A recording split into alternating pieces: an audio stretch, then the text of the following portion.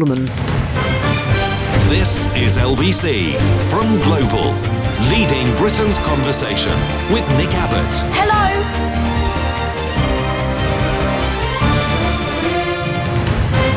Well, the whole world's gone crazy. 0 degrees in the south and 9 degrees in the north? I don't believe it. Total fake news. Some of yesterday's messages. Raf texted, did you see the report that a group of billionaires are saying that they should pay more tax to help the poor? What enlightened government is willing to take up this offer, I wonder? Well, none that we know. None that we know. Christopher emails, Johnson wears a mask now to hide his smirk. Have you seen that absolutely everywhere he goes now he's wearing a mask? And it seems like a suspiciously large one. In the absence of a handy fridge to hide in, now he's hiding behind his mask. Christopher says then he can do his sad dog eyes without the smirk giving him away. That's right. Those aren't sad dog eyes, by the way. That's just the way his face hangs. Jeremy says, do arguments in the Johnson household always end up with Boris having the final say going on about his vaccination policy? Mr. Speaker. And it's just lies and lies and lies. Oh, we've got the best of everything in this country. It's a fact. We've got the biggest mountains and the largest lakes and the fastest flowing rivers. All of our streets are paved with gold. Tina texts, I've never understood why Johnson could get so many women. A man with no redeeming qualities, but I finally get it. He can tell lies. They just fall from his lips with ease, says Tina. That's right. John emails, if 50 Shades of Tory Grey gets all the non-parties in the correct order, does she get extra points? Well, there's no evidence that any such a thing is a thing. If you get it in order, you get extra points. Apart from all of the evidence to the contrary. Extra points for getting it in order. Darryl says there's a cost of living crisis, high inflation, massive rises in fuel bills, a huge increase in national insurance and the £20 a week cut to the universal credit. But fret ye not, for the government are coming to the rescue by freezing the TV licences, saving households a whopping £2 a month. We're saved. Just remember that absolutely anything that comes out of number 10 for the foreseeable future, until the bodge is either saved or gone, is in order to distract us from his various travails. Every single thing they say and do is a distraction device. I wouldn't be surprised if Rootin' Tootin' Shootin' Putin was in on it and creating this little war just to take our eyes off. Marion texts, I think the thought was maybe that given we are stuck with the Conservative, referring to some specific conversation I was having yesterday. These are last night's texts. I think the thought was maybe that given we are stuck with the Conservatives, Rory Stewart would have been one of the less bad options. Yeah, well, maybe. And then you go and look at his voting record and you think, well, maybe not. It's interesting, all of these are people that to present themselves as, and you think, well, yeah, it's not so bad. And then they talk about how much they care and, all of that. And then you go and look at what their voting record suggests. And in many cases, it seems to be the exact opposite of the character that they're trying to portray. I am thinking of one person in particular. Oh my God, that screen took about 10 seconds to change, which is why I hung on to that word in particular, because I was waiting for this to come up. You're better informed than I am. I don't know anything. There he is. Again, 10 seconds between screens. Oh, that's just not right. Can we write that down in the log? It shouldn't take that long. I mean, it really shouldn't. And again, 10 seconds. Blimey. I mean, if it took 10 seconds for your home computer to do something, you'd be screaming at it.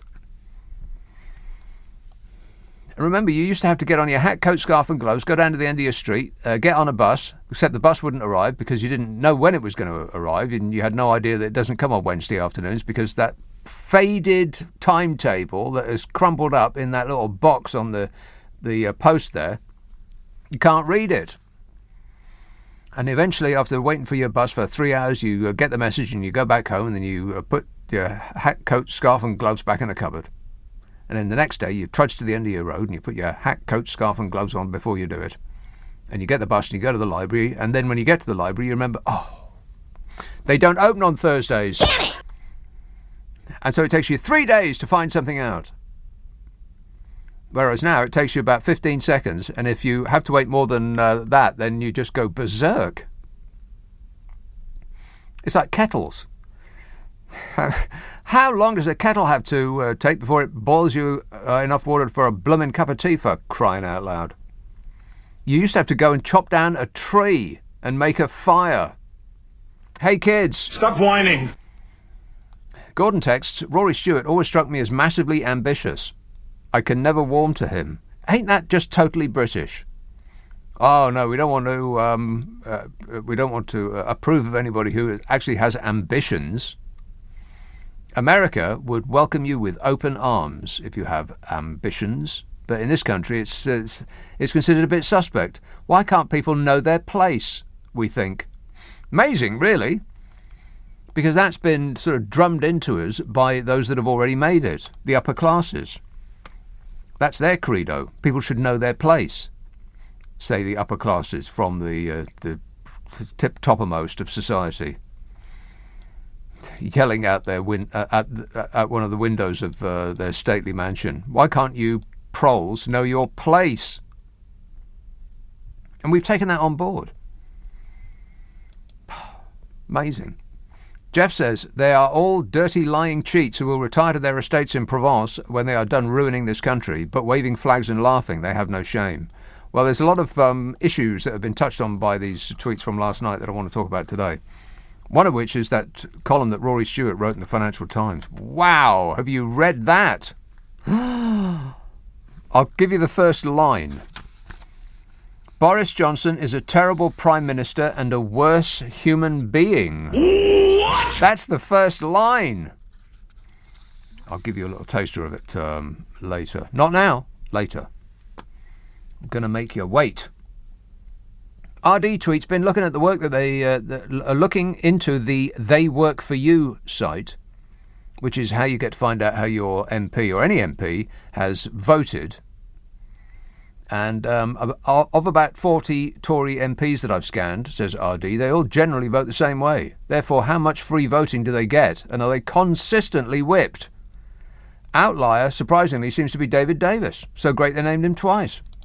Yeah, if you look at the voting record of your Conservative MP, they do all vote as though they're the same person, as though they're automatons that have been programmed to think the same way. Affirmative. Which means, what's the point of... I mean, that's not really a democracy, is it? That's more like a dictatorship. You vote for the dear leader, and then the dear leader determines what happens, and everybody else just nods like one of those dogs that you put in the back of your car. Not a real dog, one of them nodding dogs. Bloomsbury, hello, Sophia. Bonsoir. Yes. Hello, Nick. How are you? Bonjour. Exactement. Oui. Plume de ma tante. C'est dans le bureau de mon oncle. No, I don't think so. No, not last time I looked. Whatever made me think of the guillotine is being told that we should eat porridge. After all, eating cake is more pleasant. Well, you're making a lot of sense. Yes. We knew all along Boris was going to be like this. And why does he look like a banana? Yes. Wait a minute. Why don't you just leave that with us? Why does he look like a banana? He doesn't? It's a very misshapen banana. It's one of those ones that it gets left on the shelf. Nobody wants that one. All of the bananas are gone, apart from that one sort of misshapen banana that looks like it's burst its skin. Yeah. Okay, leave that with me, Sophia. Whatever that was. Sally Tech, since we seem to have gone back to Dickens' time, why don't we open up the workhouses again? Smug would definitely find that uplifting. Yes. I don't know anything. Karen texts, Dear Mr. Abbott, you fret too much. We, the undeserving poor, need not worry about the cost of living crisis, as we can huddle around our 50-inch televisions for heat and wear our Arctic weatherproof clothing whilst getting more heat off the 60 cigarettes we smoke a day, says Karen, who I believe is being sarcastic. Attacking those that attack the poor. I think that's why that was going. Harge text, Boris is titanium. Titanium. 4 syllables. Well, he's at least one of those syllables. Let's agree on that. Jane says, I'm planning a holiday in Glasgow in February. Please could you confirm it will be warm and bright sunshine? Absolutely, Jane. You need not take your cold weather clothing. Leave your umbrella behind. It'll be absolutely gorgeous. I guarantee it. Lee says, if the Conservative Party blackmail people via the Whip's office, then does that mean that none of the people that are currently MPs have a mind of their own? And if the Whip's office has dirt, illegal or just embarrassing, does that literally mean they're all crooks? Well, there's a lot of inferences there, Lee. A lot of assumptions. But I think you're probably right. Correct. Yeah, that does sound about right to me, yeah. I mean, given that I don't know anything about anything at all, that would be my assumption. How many more of these? Oh, God, there's so many. I suppose there's more coming in now, aren't there? I haven't even got through last night's yet. Harry says, never mind Operation Red Meat. They rename it Operation Cooked Goose. as Boris's goose is oven ready. 0345 6060 973. Text 84850. Email nicka@lbc.co.uk. And if you're on Twitter, it's at LBC. Friday, Saturday, Sunday night at 10. Nick Abbott, LBC. This is LBC with Nick Abbott. Call 0345 6060 973. Tweet at LBC. Text 84850. Listen to him. He knows everything. And while Rome burns, Nero fiddles. Disgusting. Boris Johnson has reinstated his Tory leadership team to save his premiership amid increasing concern across government that a confidence vote is inevitable, so reports The Times. The Prime Minister is using the group of ministerial lieutenants who helped him win the... Is it lieutenants or lieutenants? Lieutenant sounds American. So it's probably lieutenants. The Prime Minister is using the group of ministerial lieutenants. Why is it lieutenants? There's no F in there. L-I-E-U must be Lou. The Prime Minister is using a group of ministerial Louie-Loos who helped him win the leadership contest in 2019 to record the position of every Tory MP with a spreadsheet detailing those who are loyal, wavering or determined to oust him. A spreadsheet. Have they got a Nobbo board? Yes. Seriously, this is what's consuming the government of this country. When you can't get an appointment to see a doctor, to be referred to another doctor, and when people up and down the land are on the verge of ruin because their flats are so combustible they might as well have been made from fireworks, and there's raw sewage being pumped into our rivers and onto our beaches, when there's still about 300 people a day dying from COVID, when a third of British businesses say they don't think they'll last the year, when there's a queue of lorries trying to get over the channel that's longer than the distance between here and France, and all Boris Johnson is worrying about is himself. Actually, that does sound about right. No surprise there, eh, Bodge? Grant Shapps, the Transport Secretary, is playing a key role in the operation. Shouldn't he be looking at the giant lorry park in Kent? He's playing a key role. He's dropped everything. With 3 former whips and other loyalists to the Prime Minister. They began their work this week. Hey, I wonder if there's a place for our favourite Gavin Williamson. I mean, he's toe-curlingly patriotic. I just reckon we've got the very best people in this country. Much better than the French have, much better than the Belgians have, much better than the Americans have. That doesn't surprise me at all because we're a much better country than every single one of them. He could tell Rootin' Tootin' Shootin' Putin to shut up and go away. Johnson himself is going to spend much of his time in his study at Chequers, his official country residence, crying loudly to himself. Actually, he's been calling Tory MPs who are wavering in an attempt to shore up his support. I bet he's not threatening them at all. The extent of Johnson's preparations for a confidence vote reflects the belief of whips that it is now a case of when, not if, Tory rebels submit the 54 letters of no confidence needed to trigger a vote. Are they confident? No. You bet not. You bet not. Many Tory MPs have chosen to hold back until after Sue Gray. You remember Sue Gray, don't you? I don't believe there is such a person as Sue Gray. Sue Gray, a senior civil servant, is investigating allegations of Downing Street parties. She's going to publish her report next week. Sue Gray, Sue Gray, Sue Gray. It's like an attempt by the regime to hypnotise the nation. You're feeling very sleepy. Sue Gray, Sue Gray. Like a Jedi mind trick. These are not the allegations you're looking for. Except Bodger's not a Jedi. He's Jabba the Gut. Yeah. Wait a minute. There are concerns in number 10, apparently, that Sue Gray's report could be more critical of the Prime Minister than expected. I bet it isn't. I bet it doesn't even mention him by name. Particularly, there are concerns over his claim that he believed a garden party he attended during the first lockdown to be a work event. But, in his defence, work time with Bodger always involves suitcases full of booze, paper hats, stripper poles, and enough cocaine to kickstart a dying planet. I am, of course, joking. Work time with Bodger involves no such thing. Yeah. A significant majority of MPs are said to be professing loyalty to the PM, but there is uncertainty about their true intentions. A confidence vote is triggered if 54 MPs, that's 15% of the parliamentary party, submit letters to the chairman of the Backbench 1922 committee. There's concern among Johnson loyalists. About 40 MPs on the left of the party, who opposed Brexit and have largely been excluded since, may be sticking those letters in. And in an attempt to limit the fallout from the Sue Gray report, Johnson's going to go to the Commons on the day it's published and issue an apology to the nation. Again? Another one? What difference will that make? We didn't believe the first one, or the second.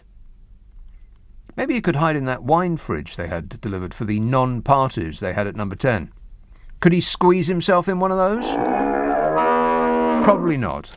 Have to grease his sides. Joe texts from last night, am I hearing you correctly? Did you really blame the over-60s for ruining this country because they exercised their democratic right to vote? Yes, Joe, you are hearing me right. He says, surely your anger should be at those who can't be bothered to vote and then whinge about the government that they get. Whinging and whining and moaning. Yeah, I've displayed much anger to those people too. In fact, I may have called them morons. We are surrounded by them. But it's a fact that the under 35s, they just can't be bothered to vote. Oh, I don't want to. You can't be bothered. No, they're all the same. Idiots. And the over 60s vote for the Conservative Party, regardless of what the Conservative Party does to them. Over and over and over again, they do it. So, yeah, it is their fault. It is their fault. Everything is all our fault. It is. It's our fault either because we deliberately or we did it ourselves or we allowed others to do it to us. Mary tweets, have you seen this change to the highway code? Under a new section under Rule 186, road users will now be forced to give priority to cyclists on roundabouts. What could possibly go wrong? Good job nobody ever reads the highway code, eh? And on that subject, Simon says, I never drink and drive because I find it spills over the steering wheel when I go round corners. Uh-oh. A listener with material. Oh, no.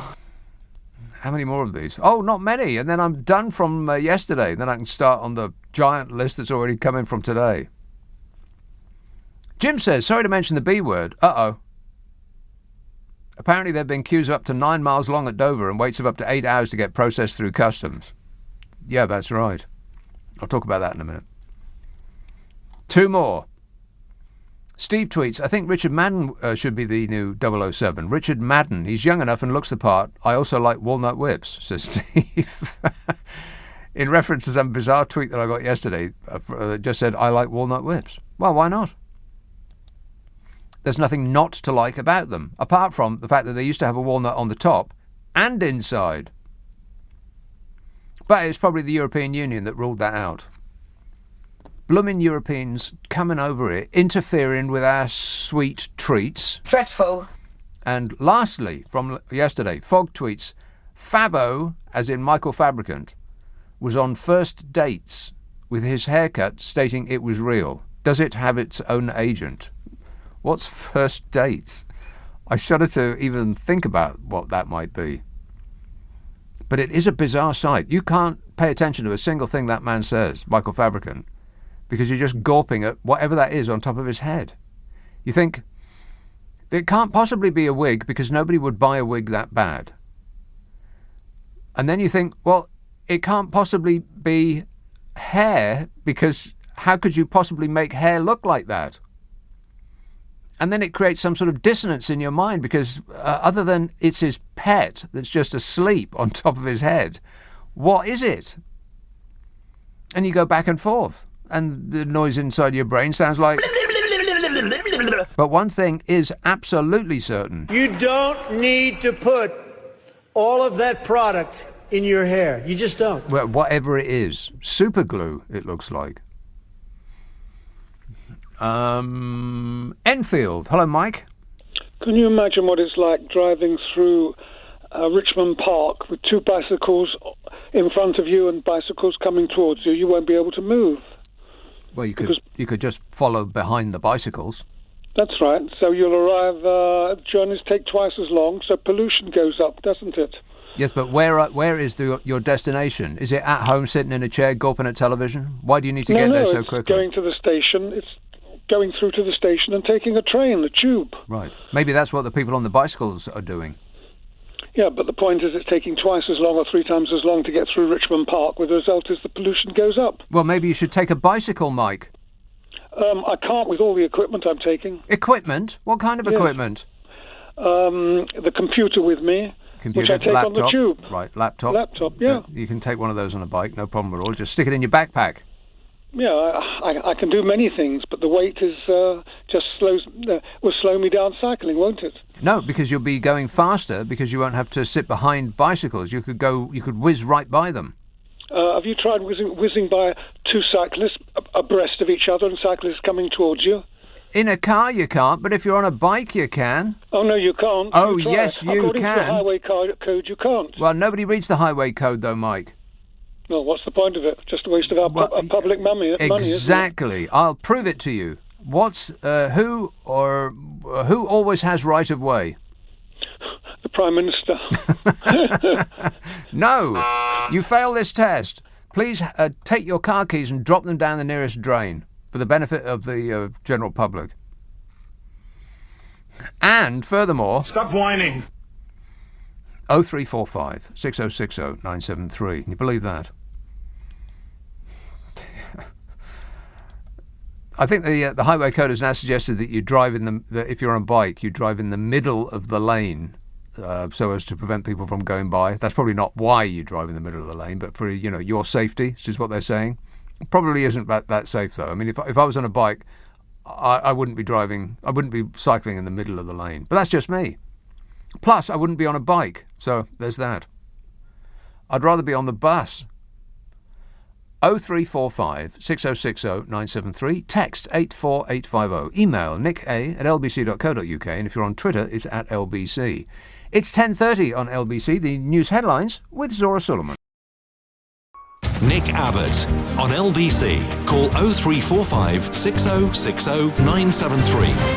This is absolute tosh. Speaking of which, Jason texts, Nigel Farage has shown Extinction Rebellion how to do it. What does that mean? Has Nigel Farage superglued his face to a dinghy? James texts, I accidentally changed my podcast player to play last night's show at 1.3 times the normal speed. It sounded far better. Can you please speak a little faster tonight? Well, I'm trying. I tell you what, if you play it at half normal speed, it sounds like I'm drunk. Booze. Somebody sent Carol and me a tape of just that. When we, in fact, were discussing doing our podcast, with a couple of bevies. And it does sound as though we're absolutely, three sheets to the wind. Sailor speak. Sounded though we were absolutely pie-eyed. So there's a little tip. If you want me to sound drunk on this show, just slow me down a bit.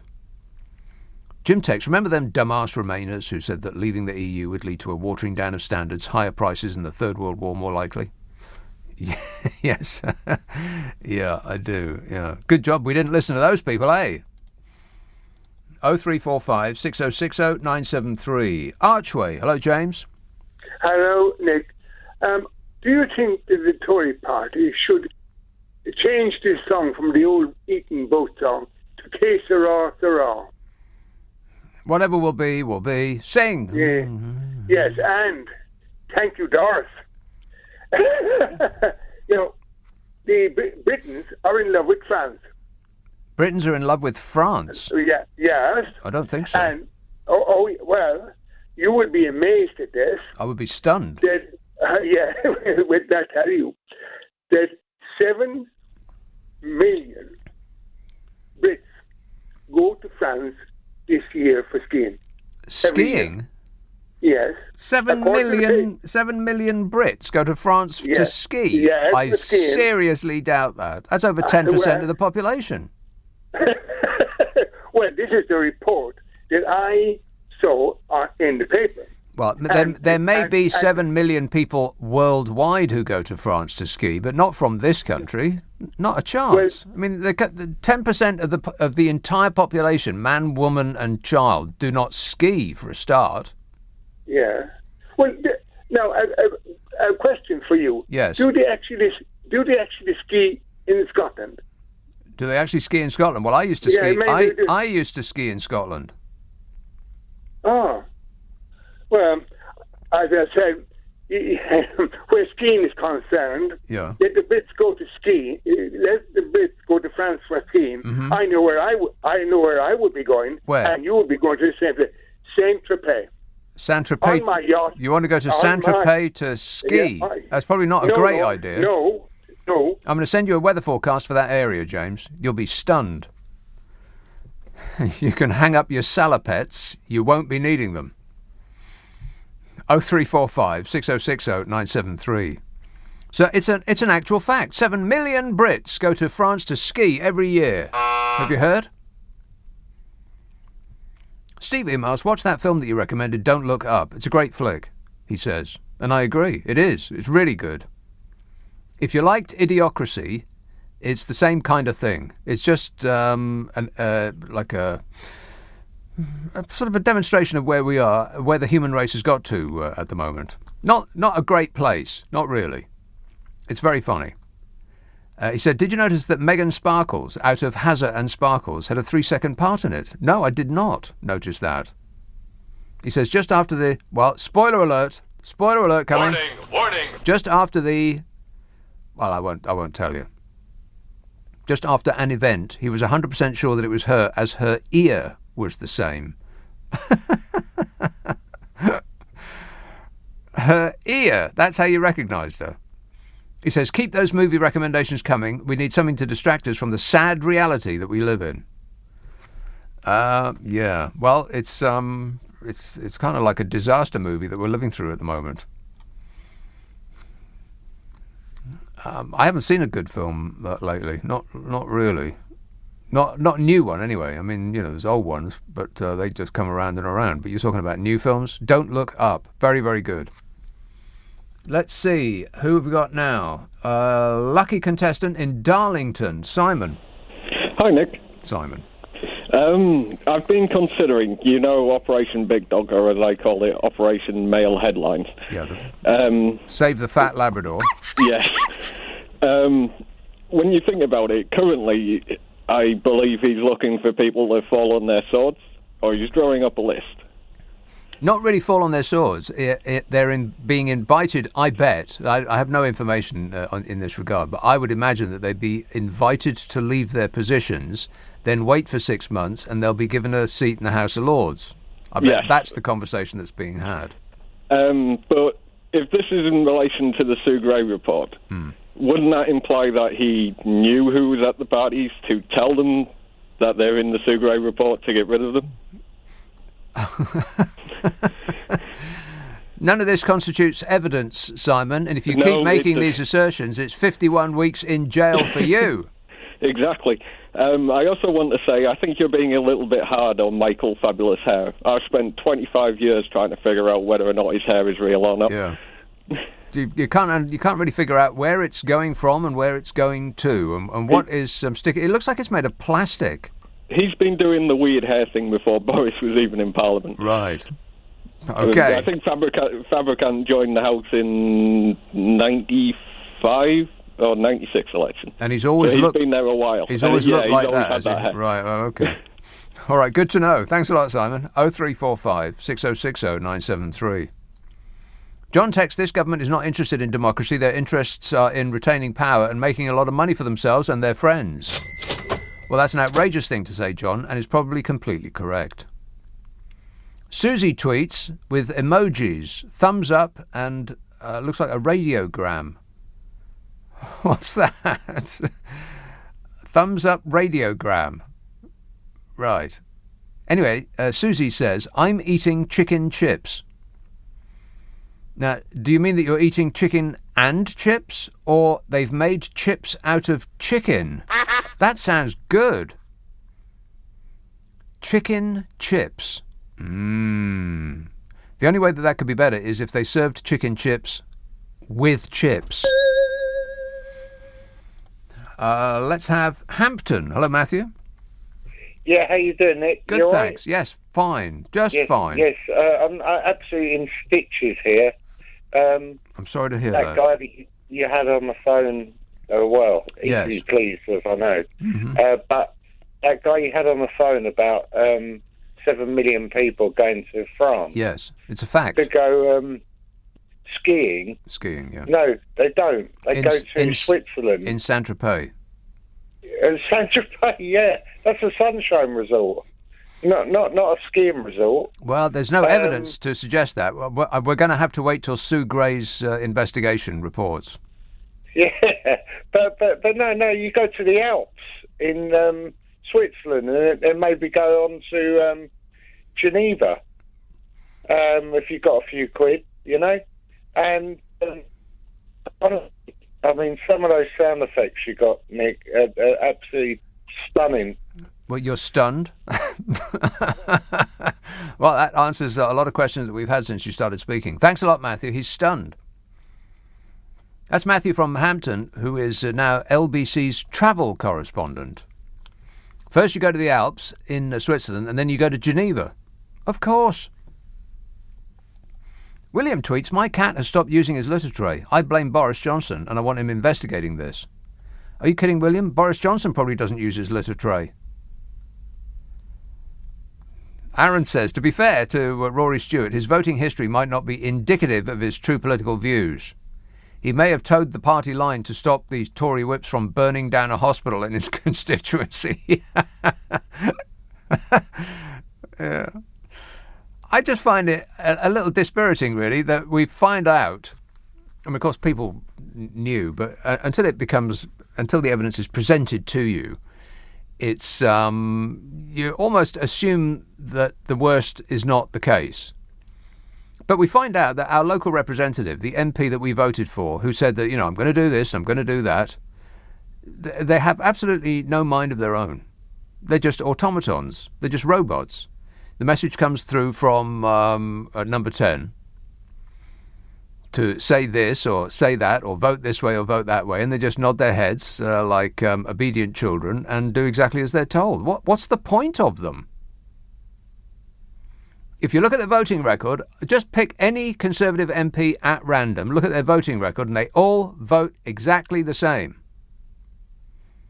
They vote to withdraw money from the poorest, to keep the riches in the pockets of the richest, and then, in many instances, claim that they are being guided by their faith. As though that's what Jesus would want. Alice says, have you noticed that the new highway code rules are in metric rather than patriotic imperial measure? What? Oh my God, Alice, it's worse than I thought. Fortunately, as I said, nobody ever reads the highway code. at least not after they pass their cycling proficiency test. And Robert texts, Rory Stewart is one of the most talented politicians in the Foreign Office that the Foreign Office has seen in decades. Well, well, okay. His input on the inner workings of the Conservative Party is insightful. His voting record reflects the whip line of the party to which he was elected. Simple politics. He's also a nice man. Well, the evidence from his voting record doesn't suggest that he's a nice man by the measures that I would judge him by. And if they just do, like I said, if all they do is just do what they're told, then what's the point of them? We are in an elected dictatorship. If the party speak with one mind, with one voice, if there's not a dissenting thought among them, what's the point? We might just as well admit that the Prime Minister is not the Prime Minister, he's the dear leader. He is the dictator. I mean, the only thing that's missing is giant 100-foot pictures of his face in our town squares. Anybody want to see that? No. 0345 even Carrie doesn't want to see that. 0345 6060 973, Friday, Saturday, Sunday night at 10. Nick Abbott, LBC. Nick Abbott on LBC. Call 0345 6060 973. This is LBC with Nick Abbott. Everything is going extremely well. You bet your life it is. 0345 6060 973. I've just been looking at Michael Fabricant to see what his hair has been like over the ages, and there is one picture that I could find that was suspiciously not blonde and a bit thin, his hair. Everything else just looks like it came out of a can, or it was fashioned from plastic and just placed on top of his head like a crown. There was a couple of rather disturbing pictures of him riding naked on a bicycle through a park. And I recommend that you do not look at those. Trust me. He was wearing a tie, and that's it. Bath. Hello, Shirley. Hi. Shirley. Hello, Nick. Yes, Shirley. You can hear me now, yeah? No. That's good. Can you? No. Can you hear me, Shirley? No. Oh, well, you must be able to. Go ahead, Shirley. What do you want to say? Yes. What I would like to say is this. I appreciate your sense of humour. I love it. But? And it's very much close to my own heart. But? I would like to say that the last circumstances that have happened with Downing Street are very serious. Mm-hmm. And I know this because at the beginning of the year before last, I had a catering business and everything was cancelled, and it changed my life completely. Right. And I'm not just the only one that has happened to. Yeah. It made a massive difference to a huge amount of people because people were not allowed to meet, and it should not be brushed over. It's correct. It's absolutely profoundly abhorrent. And I laugh because I've had a couple of glasses of wine, to be honest with you. Booze. But yeah.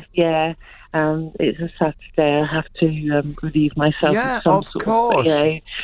But it's definitely it cannot be denied that this has happened, and as this but they're denying ridiculous, it though. This is what Bodger would say. I followed the ministerial guidance at all times. I followed the ministerial guidance at all times. Play all this, I know, and it's making a mockery. Well, he's actually laughing while he's saying it. Yeah, he's literally laughing at us. Of course, Nick. Now, I brought up two children, and when I brought up those two children, as many listeners will understand, it was a thing. You knew, you spoke, you had conversations, you told them off, or you did things, and that was how. And it was a very definite thing. Well, it's practically a lesson in how to bring up children. Yes, a thing. Go on. Well, with Boris Johnson, what would... You're saying that you blame the parents? No, I'm not saying that. I'm saying, what would the difference be if we just brought in another load of monkeys? There isn't going to be any difference. It's just going to be the same old... No, stop saying that, Shirley. I won't have it. They're not all the same. I mean, it may be another big bag of monkey nuts. A big sack of monkey nuts. A big sack of monkey nuts. But at least it would be different nuts. Yeah, oh, come on. Nobody that's intelligent that's listening to this programme is going to actually believe that there's going to be anybody more considerate or compassionate or empathetic that's going to take the place than... come on. No, there must be. Shirley, they're not all the same. They just aren't. It's just that it suits a leader who is a moral vacuum to make us think that they are all like he is, because why change? That's if that's not a specific plan on his part, then it's just a happy coincidence that his actions are making us believe, if the man at the top is like that, then they must all be like that. So what's the point in complaining? Because we're just going to get another one. No. And furthermore... No, stop thinking like that, Shirley. I want you to promise me you'll stop thinking like that. But cheers, my dear. Maybe have a couple of glasses of water? Can I interest you in a glass of water? No. No. Didn't think so. T says Boris looks like a mop that exploded. Well, that is true. Mike says, give him some credit. Rory Stewart has evolved from an eaten toff into a human being, unlike Smug and Bodger. Well, I keep referring you back to his voting record. Doesn't seem nice. It's just like every other Conservative MP. They want to restrict the flow of money to those that need it the most and to make absolutely certain that the richest maintain their grip on power and money. Unless I'm getting it wrong, in which case you must correct me. But it's a useful website. It's called They Work For You, and you can just dial in any MP you like and see what their voting record is. Because to hear them talk is one thing. I mean, they say, I couldn't be more concerned about the plight of the poor. And then you look at their voting record, and they pretty much voted to eliminate the poor with great vengeance. Don't listen to what they say. Look at what they do. Waz texts, Nick, would you rather have in charge... Who, rather, would you rather have in charge instead of Boris? Mr. Blobby or Fishy Sunak? Mr. Blobby. Because at least we know what we're getting. Fishy Sunak, no thanks. People like Fishy Sunak because they just haven't heard him very much. All they know, he's the bloke who's been giving out the cash. But it's not his cash. He's been very careful about not giving his cash out, even though he could afford it. He could afford to give every single one of us a pretty decent cheque. It's our money he's been giving us.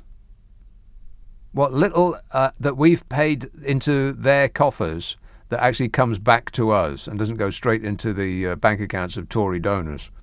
You know, just a couple of pennies here and there. And we're so grateful, it's pathetic. You can't infer from him rolling out the furlough scheme that he's a nice person. Look at his voting record. But I bet if you played a tape to people in the street and asked them who is this, and they were listening to Fishy Sunak, I bet not one single person would actually be able to identify him. People like him because you don't know anything about him. He's just this professional cashmere hoodie model. Sort of fellow who looks like he never passes a mirror without gazing adoringly into it. Who is that dreamboat, he thinks. No, not for me. Sam texts, Jacob has to groan languidly as if he's nursing a posh hernia. It's the sheer effort of condescending to us. Can't he get someone to condescend to us for him? Nanny, wake up. Yeah, that whole act that he's got going there, Jack Smug. My granddad was a lorry driver. That bloke. Good article in The Guardian about that today. Yeah, it's an act.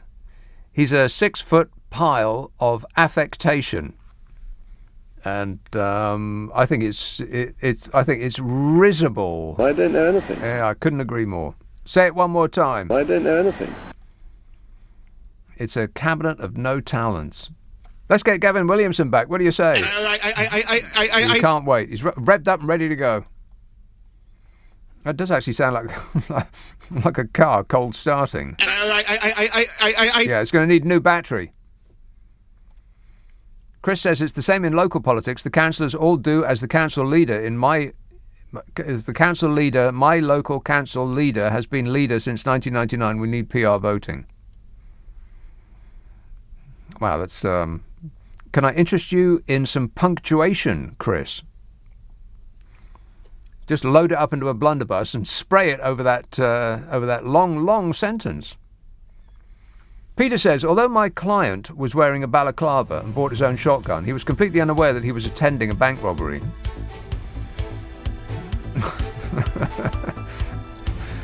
They do take us for absolute mugs, don't they? With justification, because we act like mugs. When we stop acting like mugs, maybe they'll stop taking us for mugs. Just a thought. 0345 6060 973. By the way, if your eyes get droopy and you want to hear the end of this show, we do squirt it up the internet as a podcast. It's called Nick Abbot, The Whole Show. You'll find it on an internet near you. Ask for it by name. Nick Abbot, The Whole Show. Leading Britain's conversation with Nick Abbot. Hi, honey. How are you?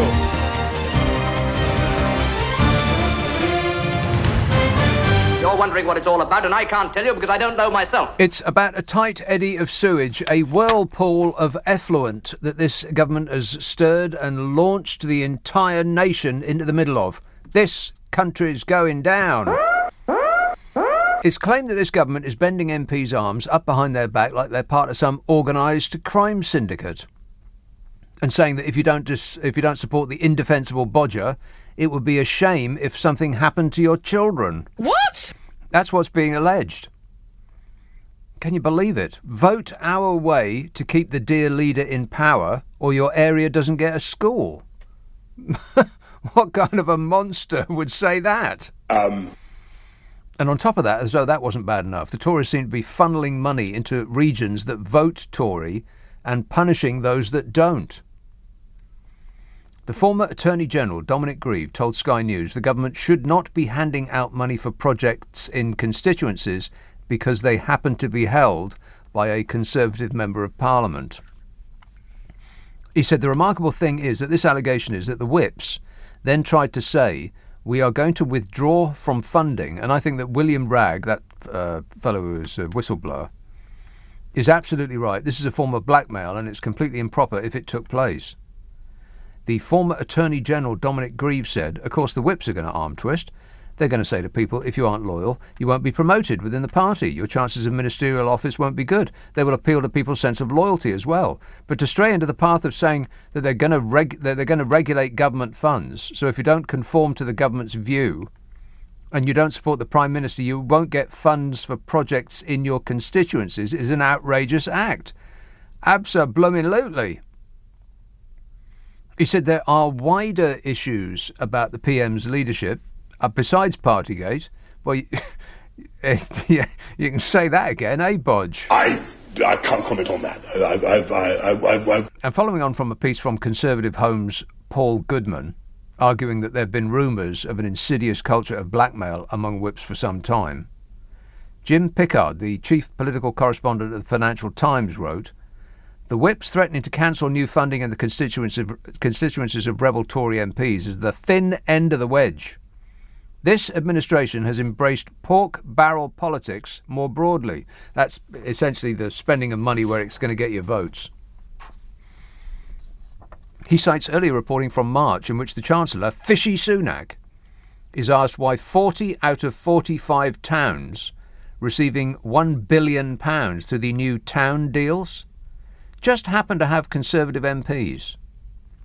40 out of 45.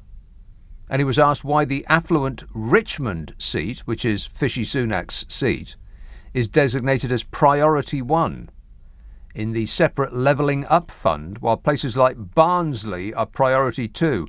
Richmond is the richest place in the land. And that's where they're going to spend the Levelling Up money? In Richmond? And Fishy responded that it was all fair and that there was an index of economic need. Very fishy indeed. I mean, talk about gaslighting. Oh, yeah, it's totally fair that we're going to spend the Levelling Up money in the place which is already the richest area in the country. You've got to be kidding me. Former Tory MP Ben Howlett said he received threats by a then whip that funds would be withheld from his constituency if he did not support the government in Brexit votes. He was the MP for Bath between 2015 and 2017. He said, I was campaigning for a range of different things for my constituents, particularly my constituents will remember my campaign on a link road.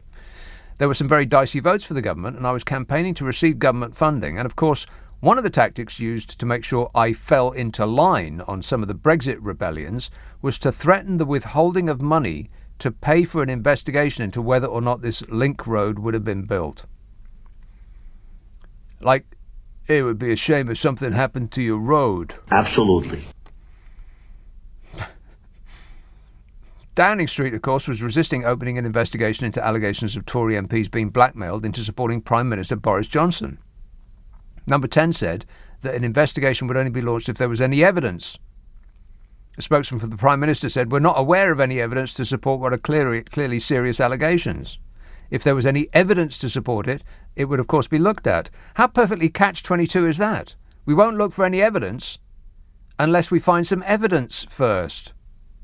Nothing suspect about that, eh, Bodge? What a way to run a country, eh? Dreadful. It's like we're being run by the Cosa Nostra.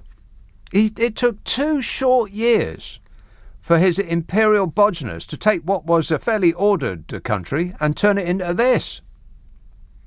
Thanks a lot, Bodge. What's your next project? Yeah. Wait a minute. Let's have Macclesfield. Hello, Peter. Peter. Hello. Peter. Peter. Oh, we got an echo on the line. I'll tell you what, we'll call you back. We'll call you back. Call him back. That was a bit brusque. I mean, would you mind ever so nicely, please, pretty please with sugar on top, calling him back? Thank you. Appreciate it. Leicester. Hello, Richard. Hello. Richard. Ah, Nick, I'm enjoying your show. Thanks. Don't you think Bodger looks like a womble from the 1970s? He does look like a womble from the 1970s, that's right. Yeah, yes, he could go to Wimbledon Common and clear up the mess. Yeah, except he doesn't clear up his own mess. So in that respect, he's very unlike a womble. It's unlike a womble to stick out on him. He's an entitled womble that he throws litter down for other wombles to pick up. Yeah, precisely. So that's all I've got to say. Anyway. Okay, well, it sounds like you said it. Good work. Thanks a lot, Richard. 0345 6060 973. Boris Johnson is a wombling free. Hear him go wombling. Yeah. Wait a minute. Chris texts, it's the same... No, read that. Peter says, although my client read that. Do you think, says Evan, do you think Johnson will go to war with Russia to help him stay in power? I've been scared he might do something crazy if they try removing him. Yeah, well, people thought, as indeed I did, people thought that, the powder puff president was going to do exactly that. I'll bring us into war. Maybe they just got him out just in time before he could do it. I think he probably thought that there's absolutely no way I'm going to lose this. I'm going to be able to bend these people to my will, and we'll just find 14,000 extra votes that got, lost down the back of the sofa. And I'm not going to lose this, so I won't need to start a war, he thought, I betcha. But if he gets in again, all bets are off. Bruce tweets, did Steve Allen send you that picture of all the food that he brings in just to wind you up? No. What picture? He says, when asked if he'd saved some for you, he said, have you seen the size of him? I'm not going to be an enabler.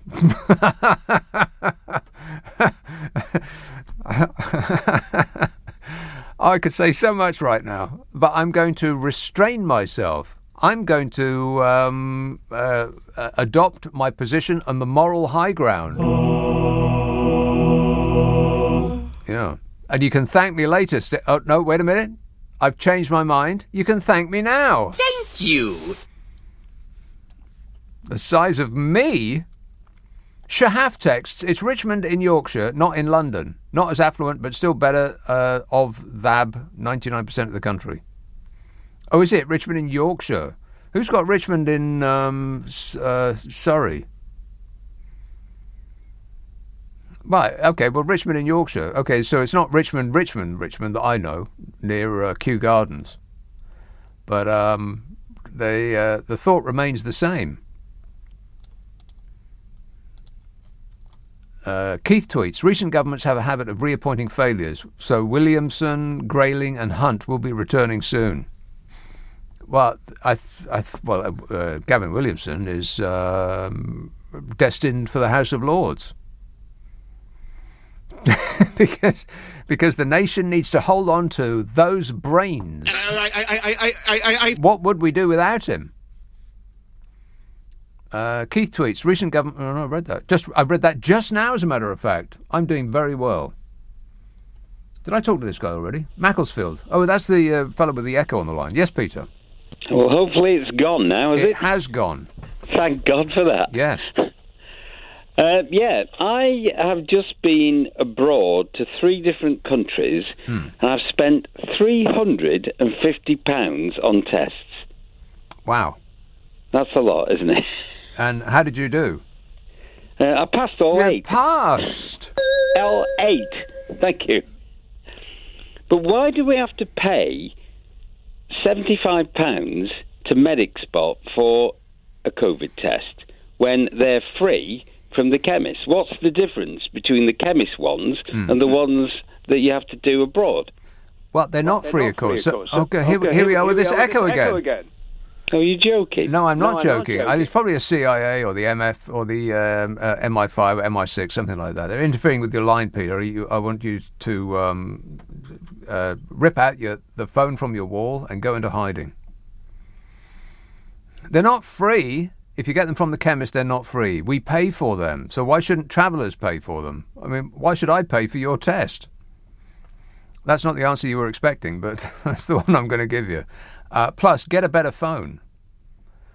Nige emails, I've got an idea for the new James Bond. This man is a bit of a ladies' man, an accomplished killer, and looks greatish in a suit, and he'll probably be available soon. And he has a gift of acting, as proven by his performance while being interviewed by Beth Rigby last week. Can you guess who it is yet? Yeah, I do believe that I can guess who it is. And it's a no from me. And furthermore... No. Let's have a call in and around Regent's Park. Vance. Hi, Nick. Thank you as usual. Nick, like you, I read the Rees-Mogg profile in The Guardian today, and I was sitting in the Wellcome Library as I was reading it, and I spluttered with barely suppressed laughter, and the librarian came to check on me. She thought I was having a stroke. Can you believe it? I think maybe I was. The second thing, Nick, I just want to get to the bottom of the sort of character of the present government, okay? Jonathan Friedland was writing in The Guardian today, where once Tories revered tradition, Brexit filled them with revolutionary zeal, okay? So suddenly they succumb to the lure of abstract nouns, freedom, sovereignty, and supposedly creative destruction. Now that's where Cummings comes in. He was really keen on creative destruction. And Jonathan suggests that vandalism became a Brexit habit, and that's the character of our Brexit government. They're vandals. Well, perhaps, but there's also enormous opportunity in times of disaster to fill your boots and those of the people that donate to your party, which seems to have been the case. I mean, outside of war, what we've just been through the last couple of years with the virus is probably the greatest opportunity to fill your bank account with vast amounts of public cash that's ever existed. Absolutely so, absolutely. And, the future is dire if this goes on for very long. Can I just take up something you said a couple of minutes ago? You said that this government is taking us for fools. That's exactly right. Sajid Javid, speaking in the Commons this week, said we need to go much further on cancer, not only to catch up on cancer referrals, diagnosis and treatment, but to improve the persistent poor outcomes that patients in this country have long experienced compared to those in other countries. Blimey. Yeah, we've been telling him that. Yeah. We've been telling them that the past 12 years of austerity. He probably said that by accident. He will retract that next week, I bet you. I think he did. And one final thing, Nick, if I may. Sue Gray's report is due out this coming week, probably. Now, you might remember about 2.5 years ago, there was a defence and security report that came out, but it landed on, I think it was Boris Johnson's desk, and it has never seen the light of day in its original form. Yeah. Do you think something like that will happen with Sue Gray's report? Because it has to go first to Bodger, and then he determines how much to reveal. What can we do about this? Absolutely nothing whatsoever. We can fulminate and we can be exasperated, but it won't make no never mind. Plus, I bet that Sue Gray's report does not actually mention Boris Johnson by name. I bet he's not in right. it. Absolutely, I'm sure you're right. Yep. Anyway, nice to talk to you, Okay, Nick. toodle pip. Thanks a lot, Vance. Right, this is Rory Stewart's column in the Financial Times. And because it was in the Financial Times, nobody saw it. This is Rory Stewart talking about Boris Johnson. Here's the first line. Grip onto something firm. Boris Johnson is a terrible Prime Minister and a worse human being. That's his first line. Wow. What a start. Go on. He says 30 years of celebrity made him famous for his mendacity. Mendacity! Indifference to detail, poor administration, and inveterate betrayal of every personal commitment. Yeah, we know that. He said, yet, knowing this, the majority of Conservative MPs and party members still voted for him to be Prime Minister. Well, so did a significant number of people who went to vote for who they wanted to be the dear leader. It's our fault. Anyway, Rory Stewart says he is not, therefore, an aberration, but a product of a system that will continue to produce terrible politicians long after he is gone. MPs selected him because they would not risk the possibility of a smaller majority under a better leader. Winning mattered more than governing well, and the public often seems to share this indifference. That's right. Like I said, it's our fault. Dominic Cummings' 7-hour testimony last year on exactly how bad Johnson had been at exercising power, had little effect on his popularity. And his current collapse is not because of his gross mishandling of the Brexit negotiations or one of the worst combinations of COVID death rates and economic damage anywhere in the world, but because he went to a party. Exactly, it's infuriating. This is what people are obsessed about. 150,000 dead people didn't faze us at all. Rory Stewart said this is why his very presence reveals a more fundamental problem, the narrowness and partisanship of our political parties and their focus on the permanent campaign. He says by focusing more on gossip and games against the opposition than on the detail of running the country, Parliament has long turned previously dignified MPs into humiliated automatons. Even under Cameron or Gordon Brown, able MPs were regularly overlooked, and some of the most arrogant, unreliable and poorly informed were promoted. Really? Who does he have in mind? Anyone spring to mind? You're better informed than I am. I don't know anything. As a minister, he says, I was frequently placed in roles. Now, this is interesting, this bit here. I mean, this we know, but it's interesting that one of these people actually comes out and says it. He says, as a minister, I was frequently placed in roles for which I had no expertise. When I took responsibility for the air pollution killing tens of thousands or overcrowded prisons consumed by ever-increasing violence, I found a system that responded not with solutions but with press lines. Exactly. I mean, you're chief of roads one day and you're head of the NHS the next. And you don't know a single solitary thing about either of them. That's how this country is run, by people who don't know what they're doing. No wonder we're in the soup. He says, as soon as I developed an understanding for my brief, I was reshuffled. And I was promoted because of loyalty, not performance. No civil service can compensate for such ineptitude. It's probably only down to the civil service who ignore the more stupid pronouncements from their relevant ministers that this country still exists. That we're not flipped upside down, we burst into flames and are sinking. He says, as Tony Blair observed this week, and I know what you're thinking, no! just hold on to that for a moment. As Tony Blair observed this week, there is a gaping hole in the governing of Britain where new ideas should be. Yeah. Where are their new ideas? What is their plan other than self-survival? He said, but to get rid of Johnson and promote new policies isn't enough. Existing parties already make many attractive policy claims, but in almost every case what purports to be a solution is simply a restatement of the problem, a description of what we lack and do not have the resources to do. For instance, aspirations to foster an open and resilient international order coincide with cuts to the army, the Foreign Office and international development aid. He says a better British politics will require politicians who take their vocation seriously and govern responsibly well. This is not impossible. Germany had Angela Merkel. You know, Angela Merkel... He says, meanwhile, our culture remains trapped by the idea that politics is a game. We pretend that the politician can wear a deceitful mask before the voters and then take it off in the cabinet room. But the mask is infected with a virus, which corrodes their minds, souls, and capacity to govern well. Setting a higher standard of seriousness, respect, critical thought, and concern for detail in governing requires the rejection of much of our existing political culture. It entails not supporting a figure such as Johnson simply because he can win. And it means not simply replacing him with someone who appears able to fool another group at the next election.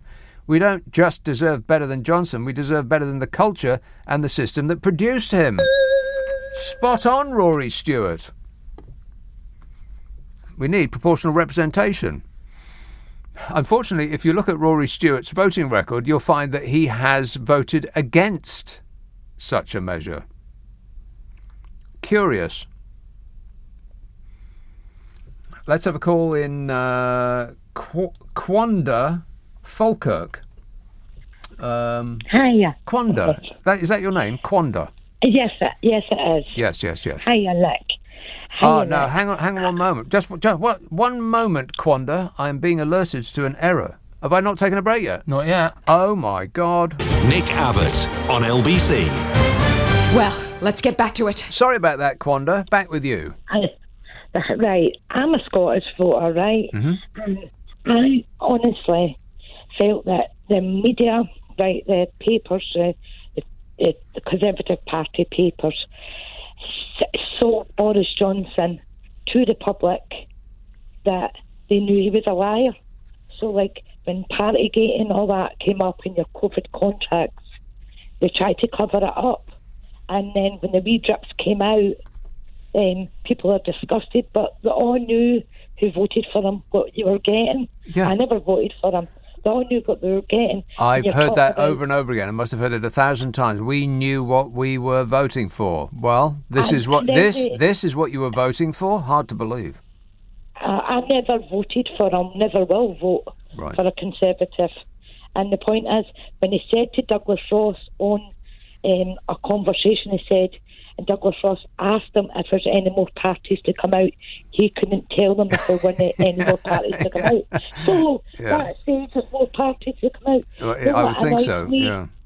You know what annoys me is I'm a frontline worker, right? I never seen my grandson for months and months and months. My daughter was just 19 coming on 20 when she had her son, and we went into lockdown. We couldn't go. I couldn't go and see her because of COVID. I spent my my life going to work and coming back. And I've never been to a nightclub or a pub or anything, even since they opened up in Scotland and they're opening up. I protect my people that I look after because they're more important than other people. Hey, Quanda, have you ever been to a party and you didn't know you were at a party? No, I didn't know I was at a party. Right. All my service users say that. We have the conversation about Boris all the time, and they just said he's a liar. He's a liar. A shame. That is verifiably true, by the way. There's many videos online. Peter Stavanovich, who takes his. You've seen that one, right? Okay. Yes. And he takes Boris Johnson's various outbursts in the House of Commons, and then corrects him. But Boris Johnson keeps repeating the same lies over and over again. Like, we couldn't have had our vaccine rollout if we hadn't have left the European Union, for instance. Complete lie. Over and over again he says it, and people correct him, and he takes on board that they've corrected him, and he knows that that he's not telling the truth, but he just keeps saying it because that's what his fans want to hear. If you keep saying the same lie over and over again, it becomes the truth for just enough people. Quanda, I'm going to have to go, but thanks for that. Teresa texts, is Sue Gray a secret Tory drinking game? Every time her name is given, the Tories have to take a shot. Well, that would explain a lot of questions that we have about their behaviour. Booze. It's right, so that's the reason. And on that subject, Chris says, you ever considered that it might be Boris's stringing out Partygate in the hopes that rootin' tootin' shootin' Putin is going to make a move on Ukraine? I imagine that's why he made Liz Truss get in a tank on the Russian border. As for Sue Gray, he says, I've heard that name more in a fortnight than the word Brexit in 7 years. Please make it stop, says Chris. What, Sue Gray? Sue Gray? Sue Gray? It's just past 11:30 on LBC. The news headlines with Zora Solomon. Nick Abbott on LBC. Call 0345 6060 973. Okie dokie. Marvin tweets, Johnson's preoccupation with himself is probably a good thing. It stops him messing with anything else. Fiddling about. Disgusting. Kevin says, there's a couple of texts that are related, 2 in a row, on the Nicky Abbott show. Kevin says, I'm under 60, just under 60 years old. He says, just to confirm, I voted to remain and for Corbyn, despite the number the Tories and the media did on him. And on that subject, Joe says, spreading false information that all over 60s vote Conservative is not only ageist, but is fake news. Joe, I'm not saying that every over 60-year-old votes Conservative. Of course I'm not. I'm just saying that the vast majority of them do. And I'll say this again. If you take out the pensioner vote, we would not have left the European Union, and Jeremy Corbyn would be our Prime Minister. And for whatever else might have happened, it's probably unlikely that 150,000 people would have died. We probably wouldn't have had the enormous economic crash that we've had, because we are about the worst country on earth for both of those things together. So another leader, almost by definition, would have got a better result. And it's almost certain that he wouldn't have spent £37 billion on a phone app that doesn't work and be writing £100 million cheques to his mates and his donors. He wouldn't have had the nerve. So we appreciate it, oldsters. Thank you. Of which I suppose I'm one. Stanwell. Hello, Michael. Hello there, Nick. How are you doing? Good, thanks. Good stuff.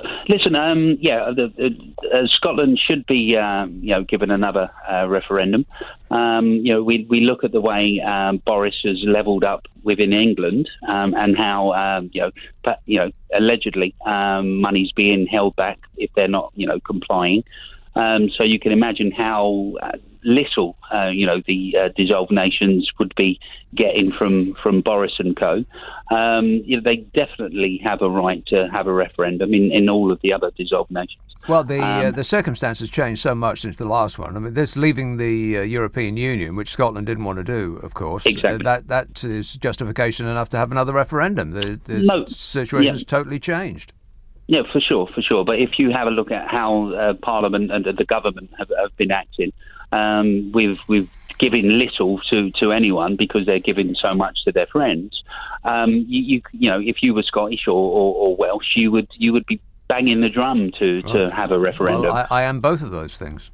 Well, there you go. I'm Scottish and Welsh. Beat that. Well, well, I'm Australian and Welsh. So, I'm competing. But for anybody to go against these nations, wanting a referendum with how this government has acted over the last few years, are obviously crazy and they've obviously got their own agenda. But it seems entirely justified. The situation has changed. England and a bit of Wales, let's be frank, have dragged the rest of the country out of the European Union, which is a position they did not want to go in.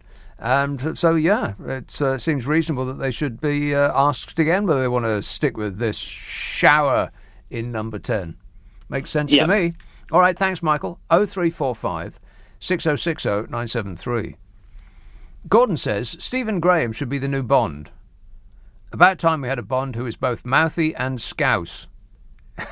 He's also always great in things too. Who's Stephen Graham?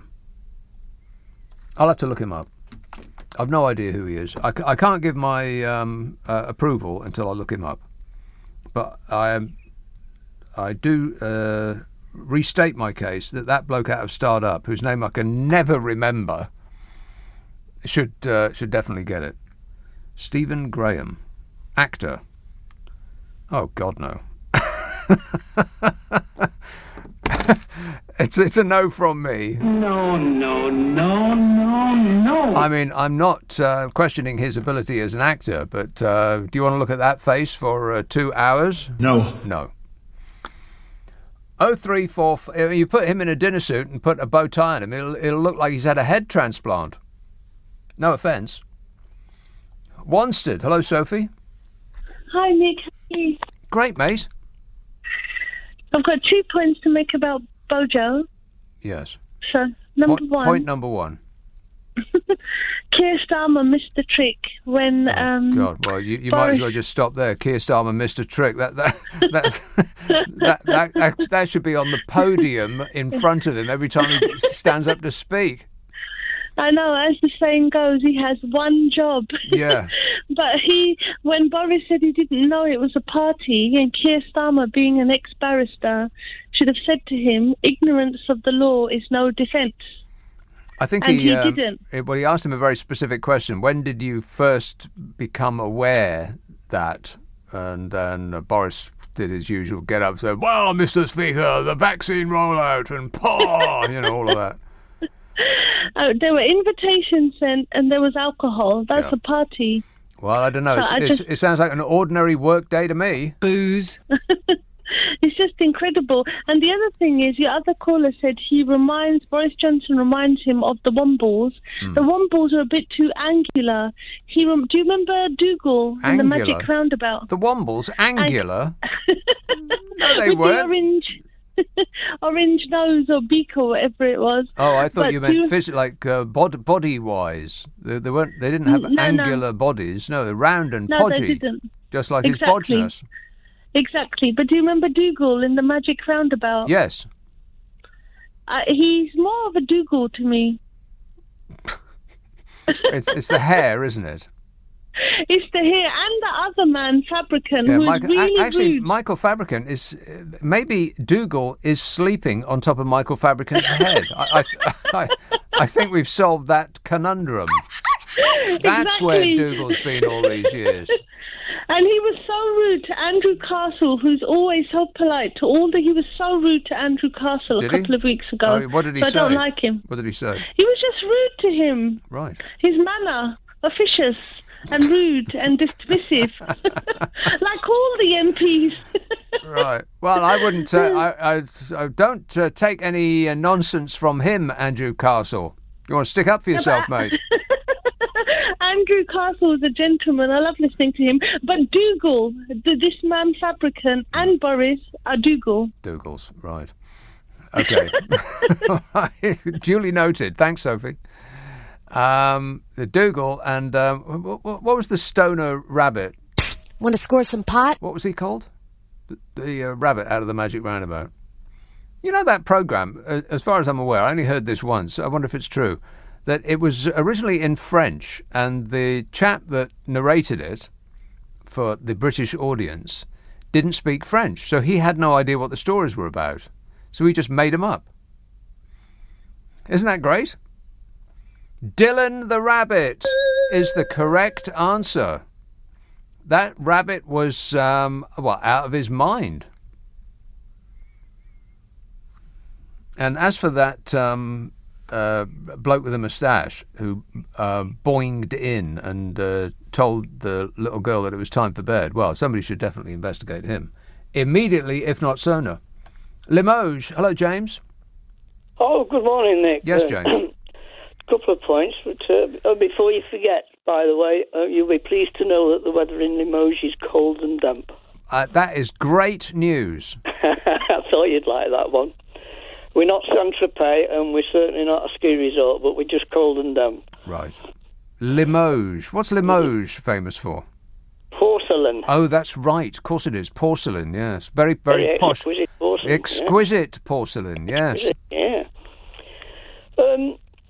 This thing that's going on in the Ukraine, do you think it's a dead cat, one of Bodger's dead cats, this? Do you think he's asked Putin to invade the Ukraine so he can distract us all from the Partygate and the bullying? Well, Russia keeps coming up over and over and over again when, if you pick up the cover over the Conservative Party, you see Russia again and again and again, which is odd. Yeah. Odd that they have such close connections with Russia. But I seriously doubt that Rootin' Tootin' is in cahoots with Boris Johnson to start World War III just to get him out of a hole. And I should imagine Trump's got a hotline still there anyway, it could be a trio at it. I guess so. And the other thing was, do you think we could... I've survived 15 prime ministers, by the way, so Bodger, I think, tops the list as being the worst. The worst, yeah, no doubt. Definitely, yes. And do you think we could sort of crowdfund for a statue of him that we could stick in the London Dungeon on the South Bank? And then at least if he doesn't end up behind bars properly, we could put him in this dungeon. It would suit him, surely. Well, we could crowdfund a statue and then pull it down and throw it in the Thames. Yeah, that's and throw it in the Thames. Yeah. It's just opposite, isn't it? Yes. That would be worth the 51 weeks in jail. Certainly would. All right, thanks a lot, James. 0345 6060 973. Jerry emails, that soundbite you use, I'm so sorry I screwed up, totally screwed up, you don't know how sorry I am, I'm sorry. Who the hell is that? Please get back to me, says Jerry. You don't know who this is? I am very sorry that I screwed up. Totally I am so sorry. You just don't know how sorry I am. I'm sorry. He was apologising, I believe, for biting someone's ear, if that helps. Very, very scary man, who doesn't sound very scary, but you wouldn't want to meet him in an alley. Or a boxing ring. 0345 6060 973. Friday, Saturday, Sunday night at 10. Nick Abbott, LBC. This is LBC with Nick Abbott. Right, so what are we doing? Gibbon, we are doing a radio show. Thanks for asking. It does remind me that I do a podcast with Carol McGiffin. Yeah. Now, we've just done our 100th episode, which is a big deal for us. We had no idea we'd done so many. 100 we've done. So it's 100 hours of chuckle mania.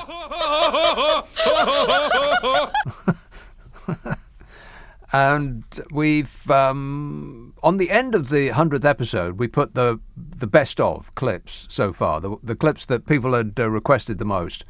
And there's one at the end there, which is Carol and me just in absolute helpless hysterics.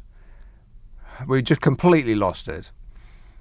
It's just one of those things that you say something, you read something that somebody had written, and on another day it might have just passed and you wouldn't have thought much about it. But, you know, sometimes it just happens that it just tickles you in the right way and you just completely lose it. And that's what happened at the end of the 100th episode. The thing is called What's Your Problem with Nick and Carol? The idea is that Carol McGiffin and I try to solve people's problems. We quite often fail in that regard, but we do have a lot of fun doing it. We have a lot of fun trying. So if you have an hour and you wish to be amused, or indeed 100 hours and wish to be amused, then ask for it by name on an internet near you. What's your problem with Nick and Carol? And if you want us to have a bash at your problem, then send it to the following address, nickandcarol@global.com. That's NICKANDCAROL @global.com. And prepare for total satisfaction. And that name again is What's Your Problem with Nick and Carol? Appreciate it. Woolwich. Hello, Richard. Hi, hello there. Hello there. Hello there. I am ploughing through the highway code, and I have been for the last week because I have my test in 3 weeks. You've been reading it for a week? I've been reading it for a week, and when you guys all mentioned tonight that there's even more rules, it's driving me insane. There's so many rules in this book. It's 160 odd pages full of rules. What? And I know it's just crazy book. And it's a long time since I passed my test. So, like everybody else that's had a long time since they passed their test, it's a long time since I read that book. But it certainly wasn't 160 pages when I passed mine. It was more like a pamphlet. Well, I'm in my 50s. This is the sad thing. I should have done this when I was 18. But I was quite anti-car, and now the electric cars are coming in. I've suddenly realised, no, I'm all now. I'm ready to start driving. Yeah. But my brain isn't an 18-year-old brain; it's a 50-year-old brain, and it's just all this ghastly stuff about what you have to cut all these lines and well, are there any ridiculous rules that you've come across? I'm just right now toucan puffing and equestrian crossings. I mean, what? So there's a different. Yeah, I know. You have to. There's different rules for different. What's a toucan crossing? Well, come on, this is why I'm going to fail. Well, I don't know. Maybe you can ask your dear listeners. They won't know. Are you kidding? They've all passed their test years ago. They've got no idea. A toucan crossing. What is that? Yeah. No, I don't know, but it is. It sounds like something at the zoo. It's Rule 199 of page 68. That's my favourite rule. My favourite rule. How does it differ from a Pelican Crossing? No one knows. I don't know. No, we don't know. And you know what? Your listeners don't know either, because I've been a cyclist for 30 years, and those same people have been cutting me up for 30 years. So it sounds like the new code that's coming in is going to be good for cyclists, but I'm not sure. One of the rules is that they ride in the middle of a lane. See, now that's just going to infuriate drivers behind them, so it might not actually be good for them at all. But they're going to have to rely on the kindness of strangers. How does that usually work out? Exactly. Yeah, completely. So yeah. By the way, Nick, Belfast, great movie. I saw it tonight. Really super movie. Right. Yeah. And I saw The Matrix, and that was rubbish. Oh, really? Oh. You mean the new Matrix? Yeah. Right. Oh God. I just walked out. That was just so intensely awful. Oh, really? Because the thing with Belfast is it's got that bloke in it who's in The Tourist. You know, that big series that's on the BBC at the moment. And I tried to watch that, but it was awful, just painful. I forced myself to look at the second episode of it, thinking, well, it can't actually be this bad. And I got about 20 minutes in and I thought, right, I would rather shave my head with a cheese grater than watch another second of this rubbish. So it's got the same bloke in it, so I'm a bit resistant. Yeah, no, probably very wise. But Rule 76 says you can't watch movies whilst driving. Oh, well, that's probably the European Union that stuck that one in there. Why don't they stop interfering with our business? All right, well, the best of luck with your test, Richard. I think for the benefit of the general public, you should just cancel the idea and get yourself a bus pass. Thanks a lot, mate. 0345 6060 973. Wendy emails, I've just Google imaged Michael Fabricant as you keep talking about his hair, and you're right. It looks like a transplant or a wig from Bodger's Cuttings. It looks like somebody's applied super glue to his bald pate, turned him upside down, and stuck his head in a barbershop bin. No offence. Speaking of Belfast, by the way, here's a call from there. Brendan. Oh, thanks very much. Brendan. You were just talking about Fabricant there. He always, every time I see him, he reminds me of one of the evil people from Thunderbirds. But anyway, that's not where I rang up. One of the evil people from Thunderbirds. Yeah. Yeah, that sounds right. Yeah. Mm-hmm. Call out International Rescue. Yeah, great. But I agree with nearly everything you say, and it really changes with me. But one thing I have to take issue with and diametrically opposed to is on the Bond story. Right. I've been a Bond fan from day one. Yes. And I love the entire genre until... Well, now, wait a minute. All of it, because I just saw last night, the night before, the one, the Year of Living Day. No, that's something else. Who's the bloke with the dark hair who only did a couple of them? He's got very pointy face, and he's a bit no-nonsense. Pierce Brosnan? No, the other one. He's a bit soft. There was that guy made one, and it was atrocious. Timothy Dalton. Timothy Dalton, yeah. What was that one called that he was in? It's best forgotten. Die Another Day or something like that. Terrible. I mean, really, really awful. That's the sort of film. Yeah, that's the film that should have killed the entire Bond series off stone dead. It's probably because it's not his fault. They just didn't seem to spend any money on it. Well, it was his fault. He was totally wooden. And he didn't know whether he was playing Bond as a camp Bond or as a tough guy. So he only got one movie, but and it was atrocious. Yeah, it was bad, very bad. It's best forgotten. But mind you, there's a couple of Daniel Craig's films that have been really bad as well. He's only really been in two good ones: the Skyfall and Casino Royale. The other ones have been a bit rubbish, really. Well, here's where I'm coming from, and this is why I disagree with you. The best thing about Skyfall was Adele's tune. Get Lost, Adele. It was rubbish. All of those. Come off it, mate. All of those people crying because they can't go and see Adele. They've spent $8,000 on a ticket to see Adele. What are you, out of your minds? Every song's the blooming same. She starts off quietly, and then for no reason whatsoever, she starts screaming her head off. Fair enough. But can I get back to why I disagree with you on the Bond? You'll have to be quick, though, because we're running out of time. Okay. I don't like Daniel Craig in any of the Bonds. I think he ruined the whole genre. No, I think he rescued it. No, I didn't. I think you have this imagination in your mind, I believe, that Bond should be a tough, ruthless killer. Correct. Well, I don't. I think Roger Moore had it right. He should play it camp, fun, enjoyable. Well, I liked Roger Moore's. It cannot compete with Mission Impossible. Tom Cruise has that genre nailed. Well, Bond cannot compete. I'm not sure that's right. If all they got to do is spend the money. See, the thing with Tom Cruise is, if he's in a movie, then you know they've spent $100 million on it, because you can see it all explode on screen.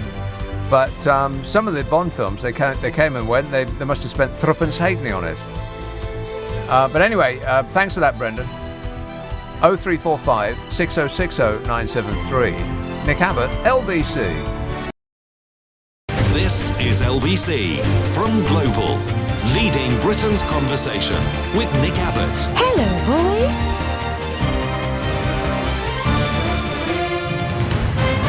You've got a good, your mind is a little bit, three-dimensional. You know what will get those monkeys back? A big sack of monkey nuts. A big sack of monkey nuts.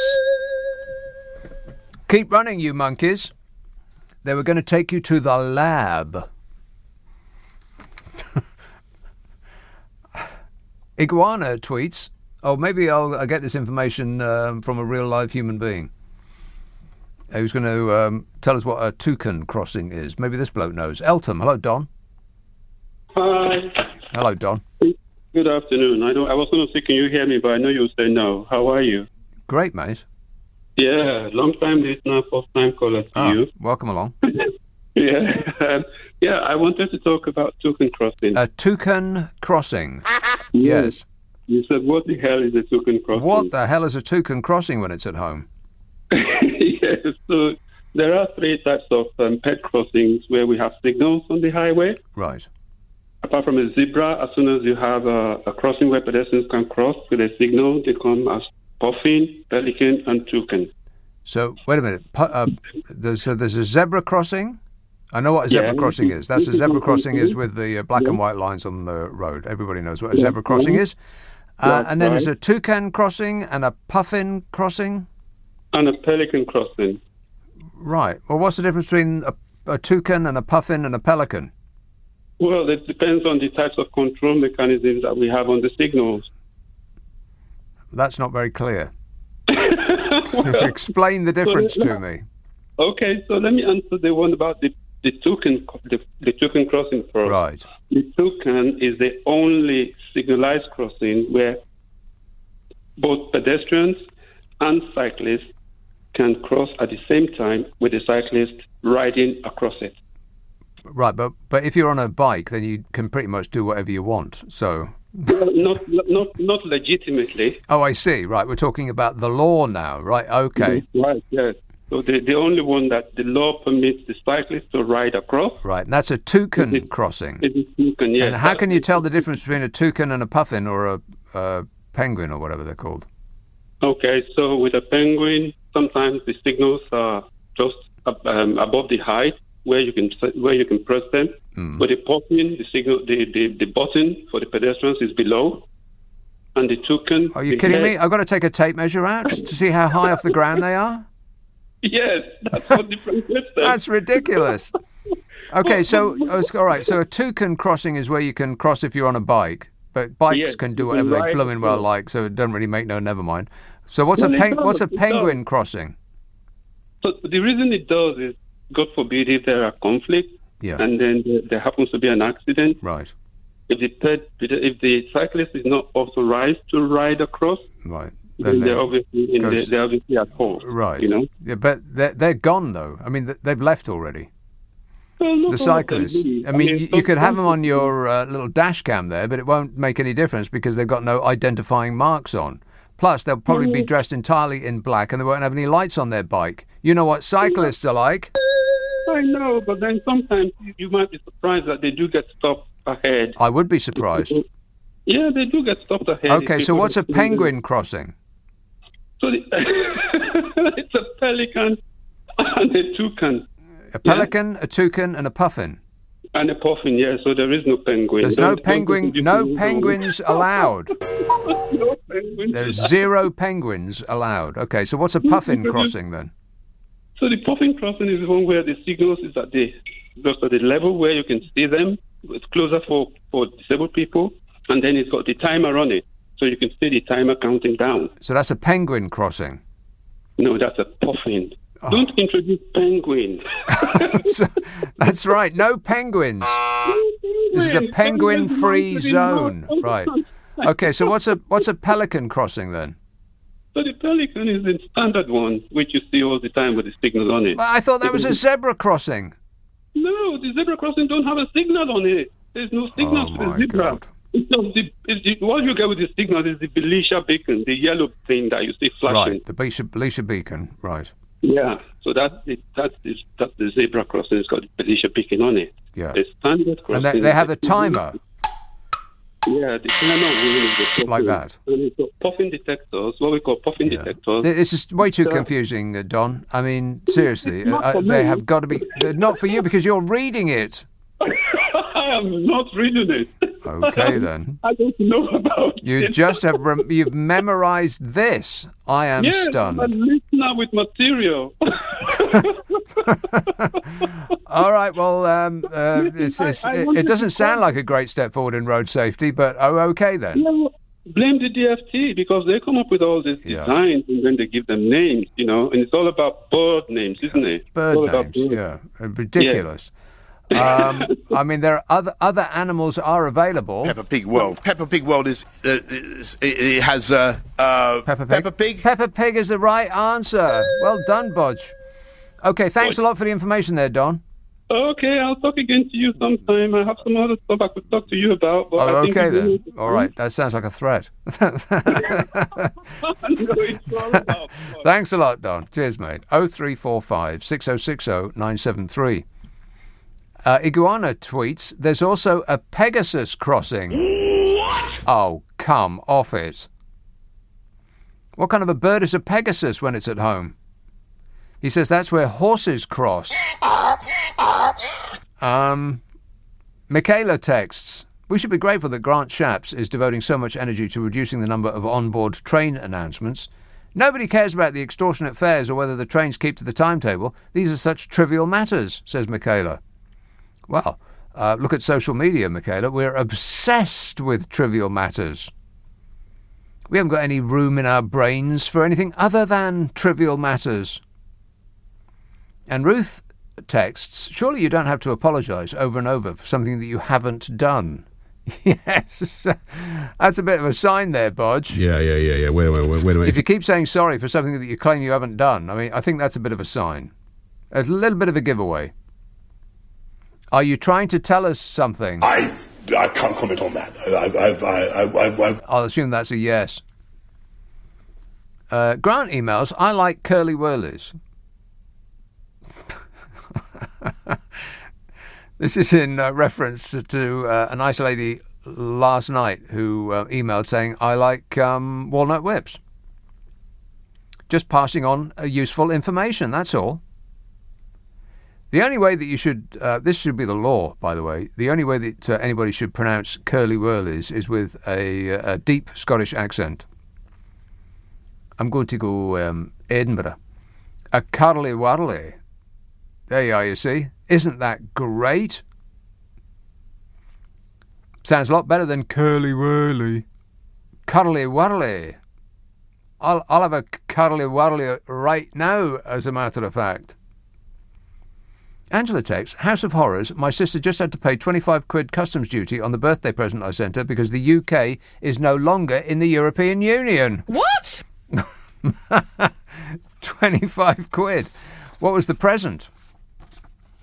By the way, on that subject, huge lorry queues built up this week at the port of Dover, and they have been blamed entirely on extra controls which have come in force because of Brexit.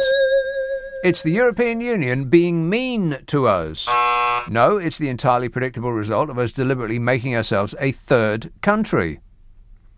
I mean, anyone who spent more than 10 seconds thinking about Brexit, rather than wrapping themselves in the flag and watching 633 Squadron on a loop and having a patriot-gasm, knew that by taking ourselves out of the EU, it would mean that we would be out of the EU. Affirmative. Lines of lorries waiting to cross the channel that's longer than the distance between us and France is only the beginning, because it's about to get worse. Oh, no. Further checks are set to come in later this year, which could cause what logistics firms call a disastrous disruption to trade, which only matters, of course, if you care about British business and British families and British Britain. One courier told The Independent he'd been caught up in queues of up to 9 miles long. Wow! 9 miles. That's since full customs controls came into force at the beginning of this month. 9-mile queues. And it's about to get worse. If you're thinking of leaving this island anytime soon, you better start. You better leave now. If you want to get somewhere by spring, it might already be too late. Further checks are to come in later this year. Logistics firms released a statement. They said the British haulier, who was talking to The Independent, said they've been in queues of 9 miles since full customs controls came into force. Said it was taking 15 to 20 minutes for each driver to clear checks needed for the UK government's new goods vehicle movement service system, and other export paperwork at Dover. He said, it's entirely Brexit. You can't blame it on anything else but Brexit, said the driver, who has had to push back some deliveries. But, as he's only an expert in possession of facts, no one was remotely interested in anything he had to say. Correct. The haulier said people will get to grips with the goods vehicle movement service and the new paperwork in the weeks ahead. But even if they don't take as long, checks still take time. So the queues are bound to get worse when traffic flows pick up next month. That's right.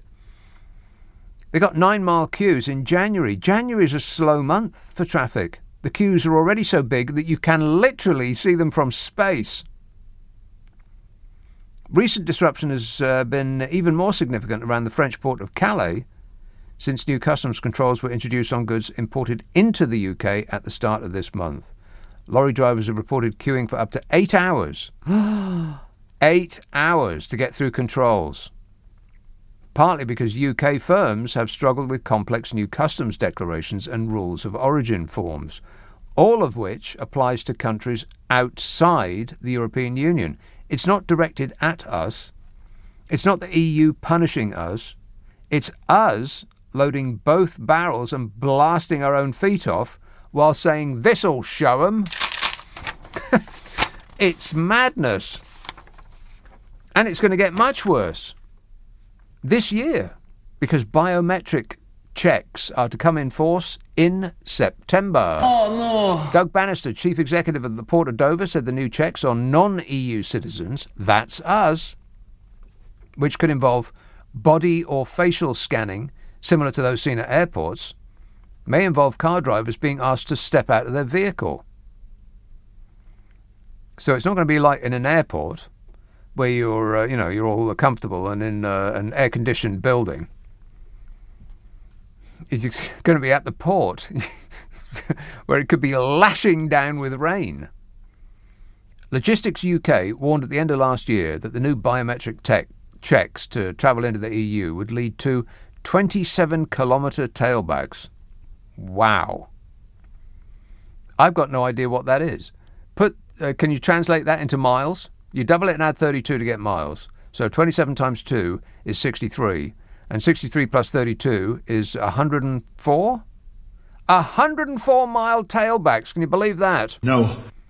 Transport Secretary, or rather Transport Select Committee Chair Hugh Merriman, said the potential for significant delays could be a disaster for trade if it were to impact on supply chains. Well, it's bound to. That just-in-time stuff that we rely on. He said that per-vehicle movement will end up causing a 17-mile delay back into Kent. And that would be a disaster for the local economy and a disaster for trade as well. It'd also be a disaster for the individual lorry persons. I mean, where are you going to go to the loo for a start? 17-mile delay. They're going to be starving to death, apart from anything else. And no, we can't snap our fingers and insist that Australia or Tuvalu or Narnia take all the goods that we send in a short hop to Europe. That business just won't happen anymore. Those businesses will shrivel and die. But that only matters if you're one of the hundreds of thousands of businesses concerned, or the millions of people employed by them, or the 65 million people in this country that rely on that trade happening for the things that we buy and rely on, and the tax that we spend on the NHS, for instance. And a spokesman for the Home Office said the UK is continuing to engage with our European partners at an operational level, and in particular where we operate juxtaposed controls to ensure our respective border arrangements work and interact as well as possible. Which sounds like they just got some work experience droid to just read from a prepared sheet of excuses that the regime stuck on a post-it note before going to a party. This is happening right now. Is anyone home? Is anyone sober? Is anyone in government working on anything other than saving the fat Labrador's career? I can't comment on that. I Leading Britain's conversation.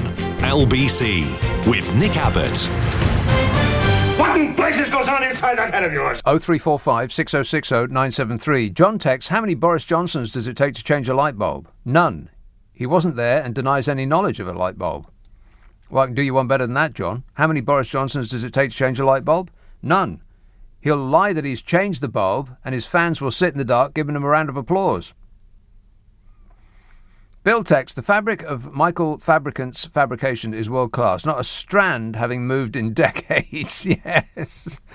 What is he putting in his hair to make it look like that? It looks like painted wood. You don't need to put all of that product in your hair. You just don't. You just don't.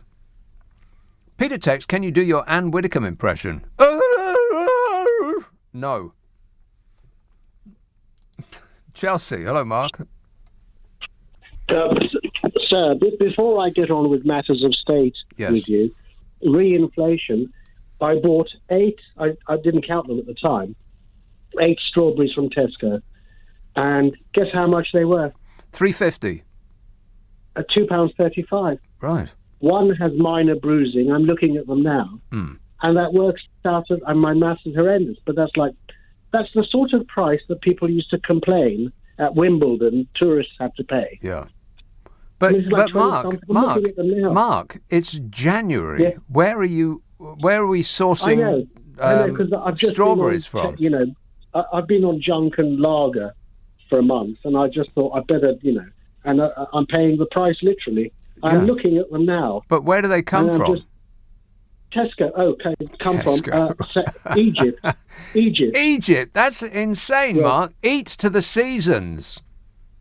No, you're right. I should have had an apple. But anyway, moving on, we are seeing that the system is now fracturing, not just broken. 2 HRHs have been given up, which is a major situation since Mr. Robinson and Mrs. Simpson and Majesty Edward and stuff went off to join Adolf Hitler, while the rest of us had rationing and got on with World War II. That's double. 2 have given up now. Now, when you say wait a minute, when you say given up, what do you mean by that? Well, given up the title of HRH and gone off to do. I mean, one stopped being HRH because he's innocent. I'm innocent of everything sexual, so I will stop being HRH. Right. And the other one had enough. He just had enough. But anyway, I'm not sure that's actually right. I don't think he has given up HRH officially. Has he? There's some sort of get out clause where people will still have to bow and scrape in front of His Royal Majesty and call him call him just that. He'll probably insist on it. Well, I say, unlike a schoolboy nicking a packet of crisps from the supermarket, whether it's the billions, which at best the Prime Minister mismanaged through gross incompetence, or at worst was embezzlement, we will never know, because there will never be an investigation or an arrest or a trial to prove innocence or guilt. Unlike a packet of crisps nicked from the supermarket by a kid. There you have an arrest. Right. We will get to the bottom of that through the criminal process, because the law applies. Yeah, but exactly. To that. That you're precisely right. But the law isn't remotely interested in investigating crimes that happened in the past in the surroundings of Number 10 Downing Street. And I mean, is it really awful of me to go on about the imminent military conflict that we face? What with Root and Tootin? You're talking about Russia? Well, the North Atlantic Treaty Organization. I mean, it's just been dealing entirely outside the North Atlantic. Its bravery has been painful for a lot of civilians, whether it was Guantanamo Bay, Syria, Iraq, Afghanistan, Libya, and it's just proved one thing to the dictators that we are not in bed with, often secular. The Islamic fundamentalists, we're with them, Saudis and so on, beheadings and homosexuality being, a capital offence, that's okay. But any other dictators have now realised that if you do a Gaddafi and you give up your weapons of anything and a way of hitting back, whether it was funding the Irish as a form of hitting back, and he was being cuddled in a tent by Prime Minister Sir Anthony Blair. I have to think that maybe you called the wrong show, Mark. But overall, as far as the most unpleasant people on earth are concerned, we treat them with great vengeance, unless they've got a lot of money. If they have a lot of money and they want to buy our arms, then it really doesn't matter what they do with those weapons of mass destruction, the bombs and the bullets and all of the rest of it. We're just fine with it because our ethical foreign policy is we'll sell anything to anybody as long as they can afford it. Thanks a lot, Mark. I'm not going to get dragged down that road. Wayne texts, film recommendations here, Boiling Point, starring Stephen Graham. He plays a mad chef. A lovely drop of film, he says. A film about a chef. I'm not entirely convinced. IKK, Ick, is that your name? Ick tweets, Fight Club is a fantastic film and topical both because Meatloaf has recently died and because it's the greatest appeal to anarchy ever committed to celluloid. Is Meatloaf in Fight Club? Meatloaf's not in Fight Club, is he? I don't remember Meatloaf in Fight Club. You're talking about the Brad Pitt film where, well, I better not tell you because, there's always people who haven't seen it. Always. Meatloaf played the role of Robert Bob Paulson in Fight Club. He was a man with... Oh, well, I don't want to read that. That's awful. What was wrong with his testicles? Never mind. None of my business. Don't want to know. Ben says, Steve Allen is always saying this and that and the other about you. Me? He says, I don't know if you are friends or not. I'm sure that if you asked him nicely, he would take you for a ride in his car and you can see how you get on. No, I was always told never to take rides with strangers.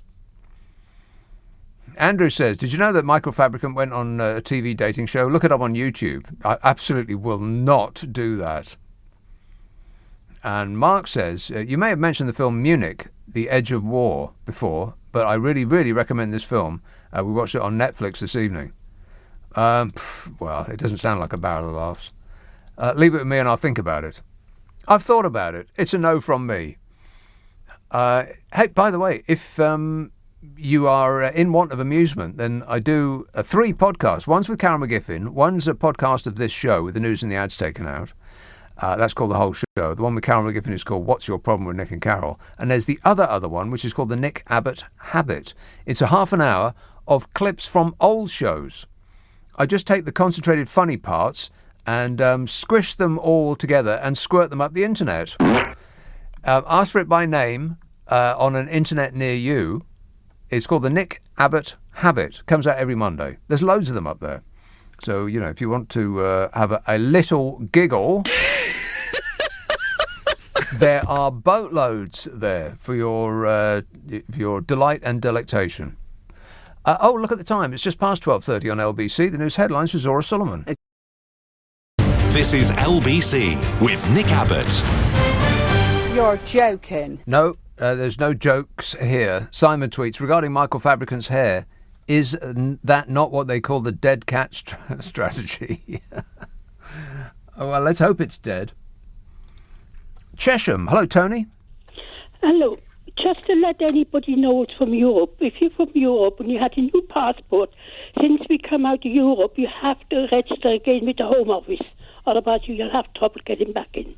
You have to register as what? If you had a new passport since we come out of Europe, right, you have to register again with the Home Office. Well, as a resident, you mean? Yeah. Right. Yeah. And what happens if you don't? Well, if you don't, if you go out, I've got an Austrian friend.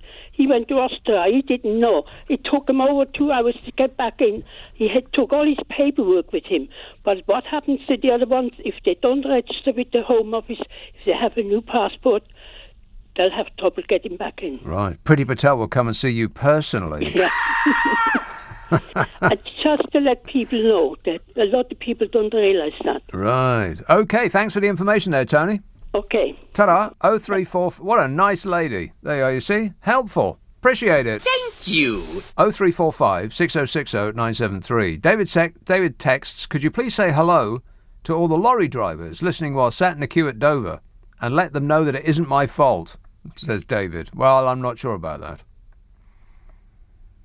But anyway. Hello. Hello, all you lorry drivers. Hello. Hello. Hello. Let's have a call in Belfast. Lucia. Lucia? Lucia. Lucaigh. Yes. And the surname is Phoenix. Is it? Yep.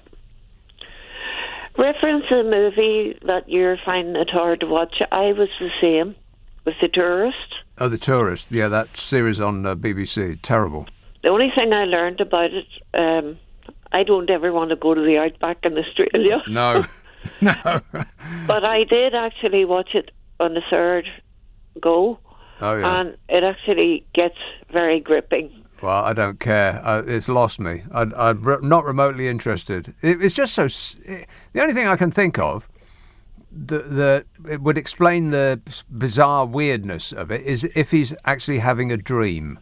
If it's a dream, then it explains it, but it makes me not want to watch it even more. Well, there's some blokeies like the mafia that did something to him that made him lose his memory. Yeah, I don't care. I'm trying to forget it. Would you care to come and tidy up my kitchen? I'll do that. I emptied every cupboard. Absolutely, Lucia. I will be over straight away.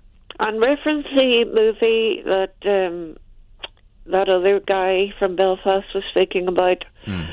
That's allegedly a brilliant movie, directed by Kenneth Branagh. Who's that? Which one?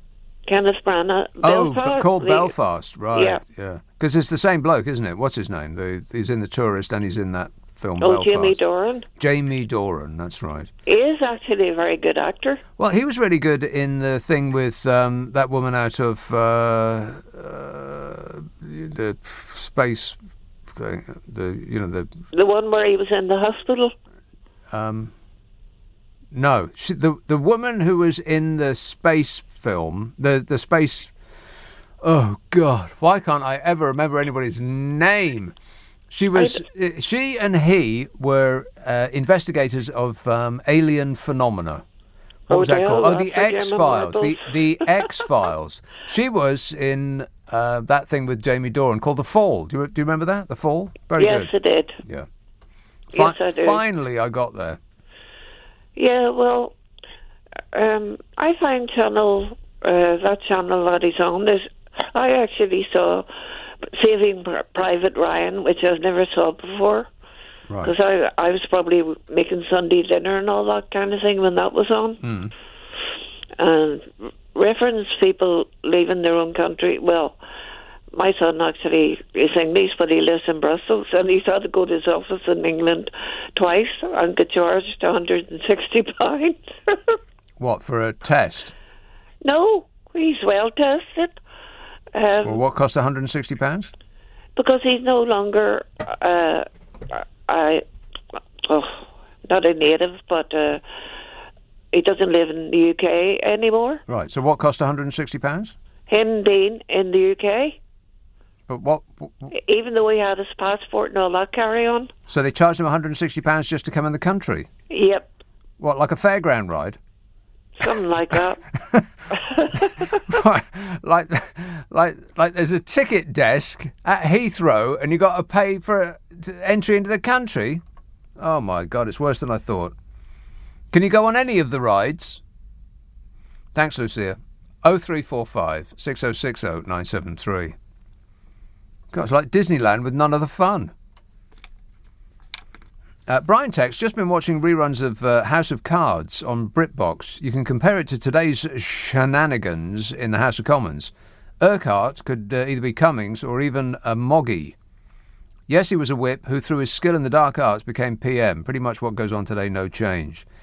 That's an old show. It's an absolutely brilliant one. If you haven't seen that, House of Cards, not the American one. I haven't seen that. I haven't seen the American version, but the British version, absolutely brilliant. It really is great. If you haven't seen it, then you should check it out immediately, if not sooner. And you can thank me later. No, wait. I've changed my mind. You can thank me now. Thank you. Paul tweets, I have a badge I bought on eBay which says Nick Abbott for president. Rubbish. You have no such thing. And Jakey tweets, to whom it may concern, I'd like to tweet a funny contribution to the show, but we're awaiting Sue Gray's inquiry into whether or not I ever sent a tweet. Well, that just makes sense. Thanks, Jakey. Rains Park. Hello, Mick. Oh, good morning, Nick. Mick.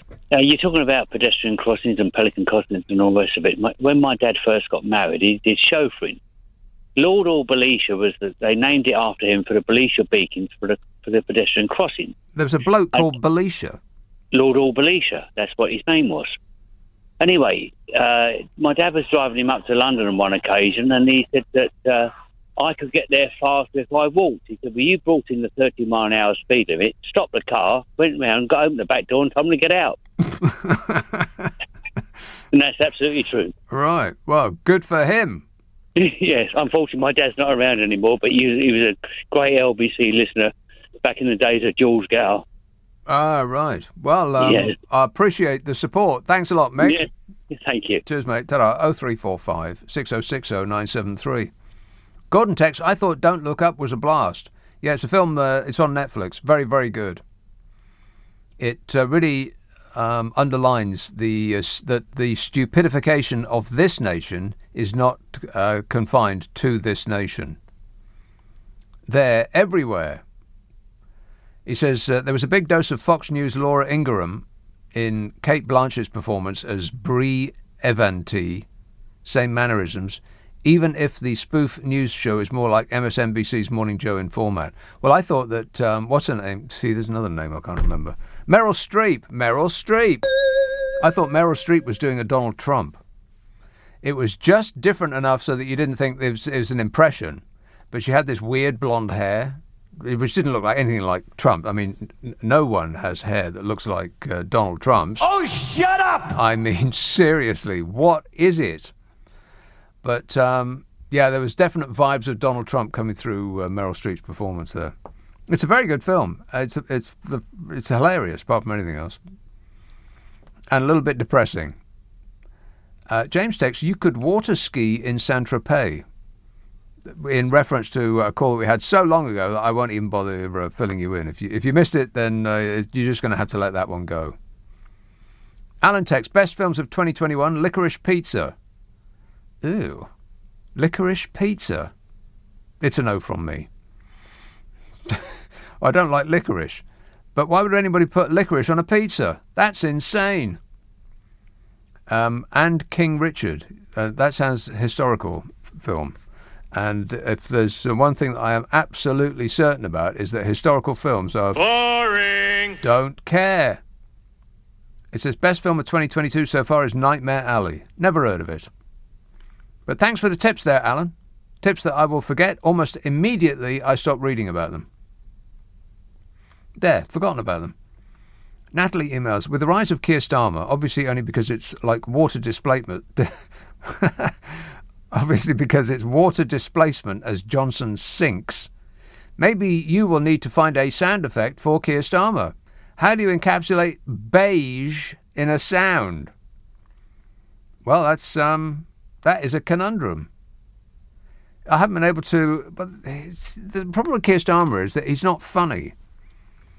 You know, you can get sound effects for people that are funny quite easily. Yeah, or this bloke. You're better informed than I am. I don't know anything. That guy. And, of course, the Bodger. Yeah. Wait a minute. And you know who. I am a young, vibrant man. Right. See? Nothing but funny. You know, apart from that whole trying to take over America and become a fascist dictator. Apart from that, very, very funny. Excuse me. Okay. But there's nothing remotely amusing about Keir Starmer. I think we're probably ready for a leader that's not remotely amusing. I know I am. Can we have a little bit more boring? Wouldn't that be nice? Well, you don't wake up in the morning and think, oh my God, what's going to happen now? You don't greet the day with a scream. 0345 6060 973. Nick Abbot, Friday, Saturday, Sunday night at 10, LBC. This is LBC with Nick Abbott. Call 0345 6060 973. Tweet at LBC. Text 84850. Come on, we're running late. Joe tweets, you do realise that Rory Stewart is no longer a Tory member. Yeah, he's an independent. But that doesn't mean to say that you can just dismiss all of the votes on the various issues that he made while he was a Conservative Member of Parliament. I mean, he's still the same bloke. Sue says, do you think that Sue Gray will go into witness protection when she has produced her report? I don't think she'll need to. I bet her report doesn't even mention Boris Johnson by name. I bet it doesn't mention any single minister. Here's what's going to happen. The report will be released. It will probably be redacted, because whatever. What are we going to do about it, for instance? And it will mention some civil servants that you've never heard of who will be invited to resign. Or they'll be told that they're fired, but the part that we don't hear about is that inside 6 months they're going to get elevated to the House of Lords as long as they keep their mouths shut. And everybody's going to be seriously disappointed because they think that, or we think, that this is going to be, the thing that does for Bodger. And he'll go to the House of Commons and he'll wave the report in the air and say, there you are, you see. He'll do a Trump. There you are. This completely exonerates me. Completely innocent in every respect, is what he'll say. Just because it doesn't mention him by name. But Sue Gray's not looking into him or any minister. That's not her job. Her remit is to look into civil servants' behaviour. This is going to be seriously disappointing. I'm telling you, it's not going to be the result that you're waiting for. People are on the edge of their seats waiting for some, like fireworks. Ain't going to happen. Damp squibs all you're going to get. Oh, well, never mind. Doris tweets, I can't find my slippers. Have you seen them anywhere? I'd contact your GP, Doris. Maybe he or she, sexist, knows. Just, walk into their waiting room. Just wait there until they can help you. Oh, doctor, I can't find my slippers. Please help me. I need antibiotics. Upminster. Hello, Keith. Hello, Nick. Keith. Okay, I'm trying to write some... Well, first of all, I'll do the licorice pizza. Ugh. Licorice pizza was a black thing about 12 inches in diameter that went round at 33 to 3rd RPM. It's American slang. Right. Apparently, it was slang in the 70s. Yeah, licorice I've never pizza. heard of it either. Right, the stacks of wax we had in the back since 1965. Yeah. Okay, I'm trying to write some lyrics. Lyrics? For the sensational Alexander the Pfeffel Bodger. I've only got the first 2 or 3 lines, though, at the moment. Oh, no. You want to go to... Oh, no. This sounds like a listener with material. Oh, no. I did tell your producer. Are you going to the party? It's just a wine and cheese party. It's not a Tory sleaze party. I've only got the first 3 lines, but I thought some of your other listeners might be able to help out. I could do the background. It goes to the dum, ba-da-dum, ba-da-dum, ba-da-dum. Are you going to the party? Are you talking about the sensational Alex Harvey band? The sensational Alexander Bodger de Pfeffel band, yeah. Yes. Are you going to the Boston Tea Party? Yeah. Are you going to the wine and cheese party? The wine and cheese party. Very good. It's not a Tory sleaze party, but that's as far as I've got. As far as you've got. Yeah. All right. Well, the best of luck with that. Get Paul McCartney on the phone because he's very good at this. Thanks a lot, Keith. I've been watching that Get Back thing. It's amazing, actually. It's like being in the studio with them. It's extraordinary what they've done. Have you seen it? Get Back, the Beatles thing that chap, who, of course, his name I can't remember, he did the Lord of the Rings films. He's taken all of these clips, endless hours. It must be like 10 hours, or 8 at least, of film and audio, which generally doesn't seem to match up. They've got the audio and they've got the film, but not the match of the two. And so they've done a brilliant job. It must have taken forever to find clips that sort of fit with the audio that they've got of the band just talking to each other, the Beatles. And they've put it together seamlessly, and it seems like you're actually spending time in the studio with the Beatles. It's utterly brilliant. If you haven't seen it yet, and because I've always not dismissed exactly, but I've never really been that interested in the Beatles. I've always thought, well, they've got some nice tunes, some jolly songs. How can you not like their jolly songs? But I've really got a new appreciation of the Beatles' music, and I think I'm like a copper-bottom fan now. And to see them trying to pull these songs out of the air, because the scenario is that they've got something like 14 days to make an album and then do a concert. And we know where the concert was. It was on the top of Savile Row building that was their Apple headquarters. But to see them sitting around and trying to... It's almost like a sculptor trying to chip away at a block to get the song that's within it. It's just fascinating. I just can't imagine how they do it. But you see Paul McCartney trying to do Get Back and wrestling with the lyrics. And of course, how the song ended up. It's almost like you're shouting at the screen, trying to give him tips. He's going to get there in the end, he will. But it just seems it's an extraordinary process. I really recommend it. It's just great. That's on, it's Netflix, isn't it? Get Back. Very, very good. So much television, so little time. Ray text, I had an afternoon with Eva when I flew out to Geneva. Name that song. I had an afternoon with Eva when I flew out to Geneva. Well, it rings a bell. I can't pull it out of the air right now. Jen tweets, I prefer walnut whips to Tory whips. Walnut whips to Tory whips. Yeah, me too. Just amazing, the stuff that's happening. About a dozen Tory MPs have made similar allegations in the last couple of days to a colleague who claims the party's whips have engaged in blackmail, the chair of the Common Standards Committee has said.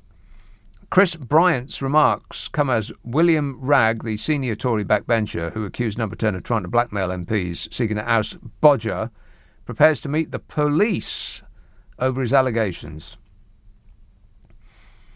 And the detail of it is just absolutely extraordinary. It's excruciating. It's taken 2 short years for that man to turn this country into a crime scene. Yeah. Wait a minute. Downing Street has said, of course, that it will not launch its own inquiry into William Ragg's claims, despite calls for it to do so. A Number 10 spokesmodel said that it would only open an inquiry if it were presented with evidence to support the allegations. And if someone presents the evidence, they still won't open an inquiry. And isn't a statement from a person who claims they were blackmailed evidence? And if so, how about 12 people? Does that count as evidence? The former Conservative MP Christian Wakeford also made blackmail allegations. He claims whips told him his constituency would lose funding for a high school unless he voted with the government. Wow. It is like walking through sewage with this government, isn't it? Wakeford, who defected to Labour last week, said, how would you feel when they hold back the regeneration of a town for a vote? It didn't sit comfortably, he said. That was the start of me questioning my place, where I was, and ultimately to where I am now. He's the chap that crossed over to Labour. I mean, it's not like he left one party to join another, though. It's more like he left the mafia to turn FBI informer. I mean, seriously, Bodger, I've got Tony Soprano on the phone, and he's asking for tips. Absolutely. When asked whether the Prime Minister should step aside over the more than 15 parties alleged to have taken place, several Conservative MPs have said they're going to wait for Sue Gray's findings before deciding whether to back him or not. Sue Gray, Sue Gray, Sue Gray. In other words, they don't want to break cover because they'd have to go into witness protection. But if the Don gets whacked, they'll swear allegiance to the new Don. What a way to run a country, eh? Dreadful. I'm going to be back tonight at 10. Do remember that if you've missed any part of this super show or the one last night, then they are available as podcasts. We take the news and the ads out. It takes less time to listen to, which means you'll use less electricity and you won't have to sell your children to pay your fuel bill. I'll be back tonight at 10. Ian Payne is here from 4, but immediately it's Clive Bull. Thank you very much, Nick. Coming up after the news at 1, as more accusations of blackmail and intimidation emerge, how seriously are you taking all of this compared to, for example, Partygate, which is a separate thing? Is this just to be expected, do you think, with our system of party politics? We'll look at that. Also, the soaring cost of living, a growing concern for many in the UK. What can or should the government do to help? And we'll look at ways of saving money in your own home as well. And the London Mayor Sadiq Khan is proposing pay by the mile as the latest measure to cut down on car journeys. Would you be in favour of that? That and more after the news at 1 on LBC. On your radio, on Global Player, and Play LBC. leading Britain's conversation.